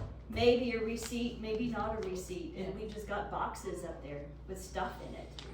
Yeah. So, certain stuff's with the bank statements, some of it may be with bills. yes. They wanna know, And nothing was, leave for the staff, what staff was even here at the time? Right. I don't know what sick time Right. they took, but they Yeah. wanted to account for all of that, so you Right. gotta go and look through all those files to try to figure out yeah, that time. yeah, Because it It's wasn't all being- upstairs, right? Because it Yeah. wasn't being tracked in QuickBooks. it wasn't being No. tracked. Oh my gosh. No, they weren't using QuickBooks. Yeah, it's at all. upstairs in the attic. Oh my God. And I Yeah, have, that's so you know, unacceptable I- on so many levels. I have also tried multiple times. I mean, one thing we haven't tried yet is just going to a different auditor and saying, we're starting in, we'll take the ding, right? Yeah. But they're like, no, you can't. We're You trying have to to- build upon the year You before. did, right. And There Or- was municipal expenses tracked on the general side. see, nobody. Like somebody just threw a random amount in here, the description literally said, guesstimate balance, and they started tracking in Yes. there. Yeah. And so, Yeah. Guesstimate balance? Yes. it's Yeah, just that's guesstimate balance, ridiculous. yes. Oh my gosh, it's. Yeah. Yeah. So then we had to go back, figure what that was. I had to do journal entries to move, like, we're still Yes. working, I'm working with Alpha because he's not allowed to do all that anymore, like, we have to make all those entries, That's so. just. And then we're not gonna make them until we're fairly assured that we either have to say we don't have documentation for this and we're just gonna take the ding. Right. There you go. But we don't really wanna take the ding until we've thoroughly looked for the documentation. Right. But nothing was really What a- scanned and kept in the accounting program. It was all stuffed in boxes. No. So, They won't let us do the current year No. or last year while It- this one's happening. it's bills on Cause top of certain, the other. certain things have to roll over and. You have to have this certified Yes. number before they can So start this year. those prior administrations just were not doing, I'm sorry, I think they weren't doing their job. Well, there were lots of reasons, lots of reasons, but here we There's are a lot of today. reasons, and And we're It's unfortunate that it's.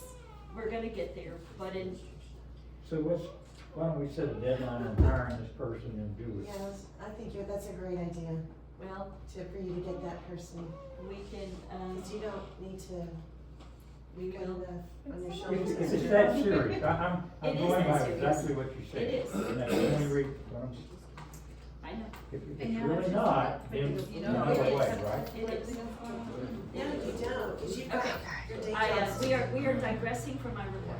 I was just letting y'all know that, we're behind. I reached out to a different agency to see Kimberly reached out to one agency, they weren't able to provide anybody. So I reached out to another. If anybody out there knows of anybody that would It's like such a to, special that thing. would like to crawl around in some old dirty boxes and can manage Do we QuickBooks, have that? please send their name to me. There's not a lot of Tired those long accountants mats out looking there. for a Pretty hobby. tired, looking for a hobby, yeah. Somebody willing for a challenge. And then also as far as progressing positions, we are gonna be in the executive session tonight, talking about how we're gonna go look for a city administrator, and looking at interim city secretaries. So, and don't forget to vote on Saturday, please, please, please. Okay, do I have a motion to move to executive session? Oh, to adjourn and move to executive session. I'll make that motion to adjourn and move to an executive session. Do I have a second? I'll second. All in favor of adjourning and moving to executive session? All right.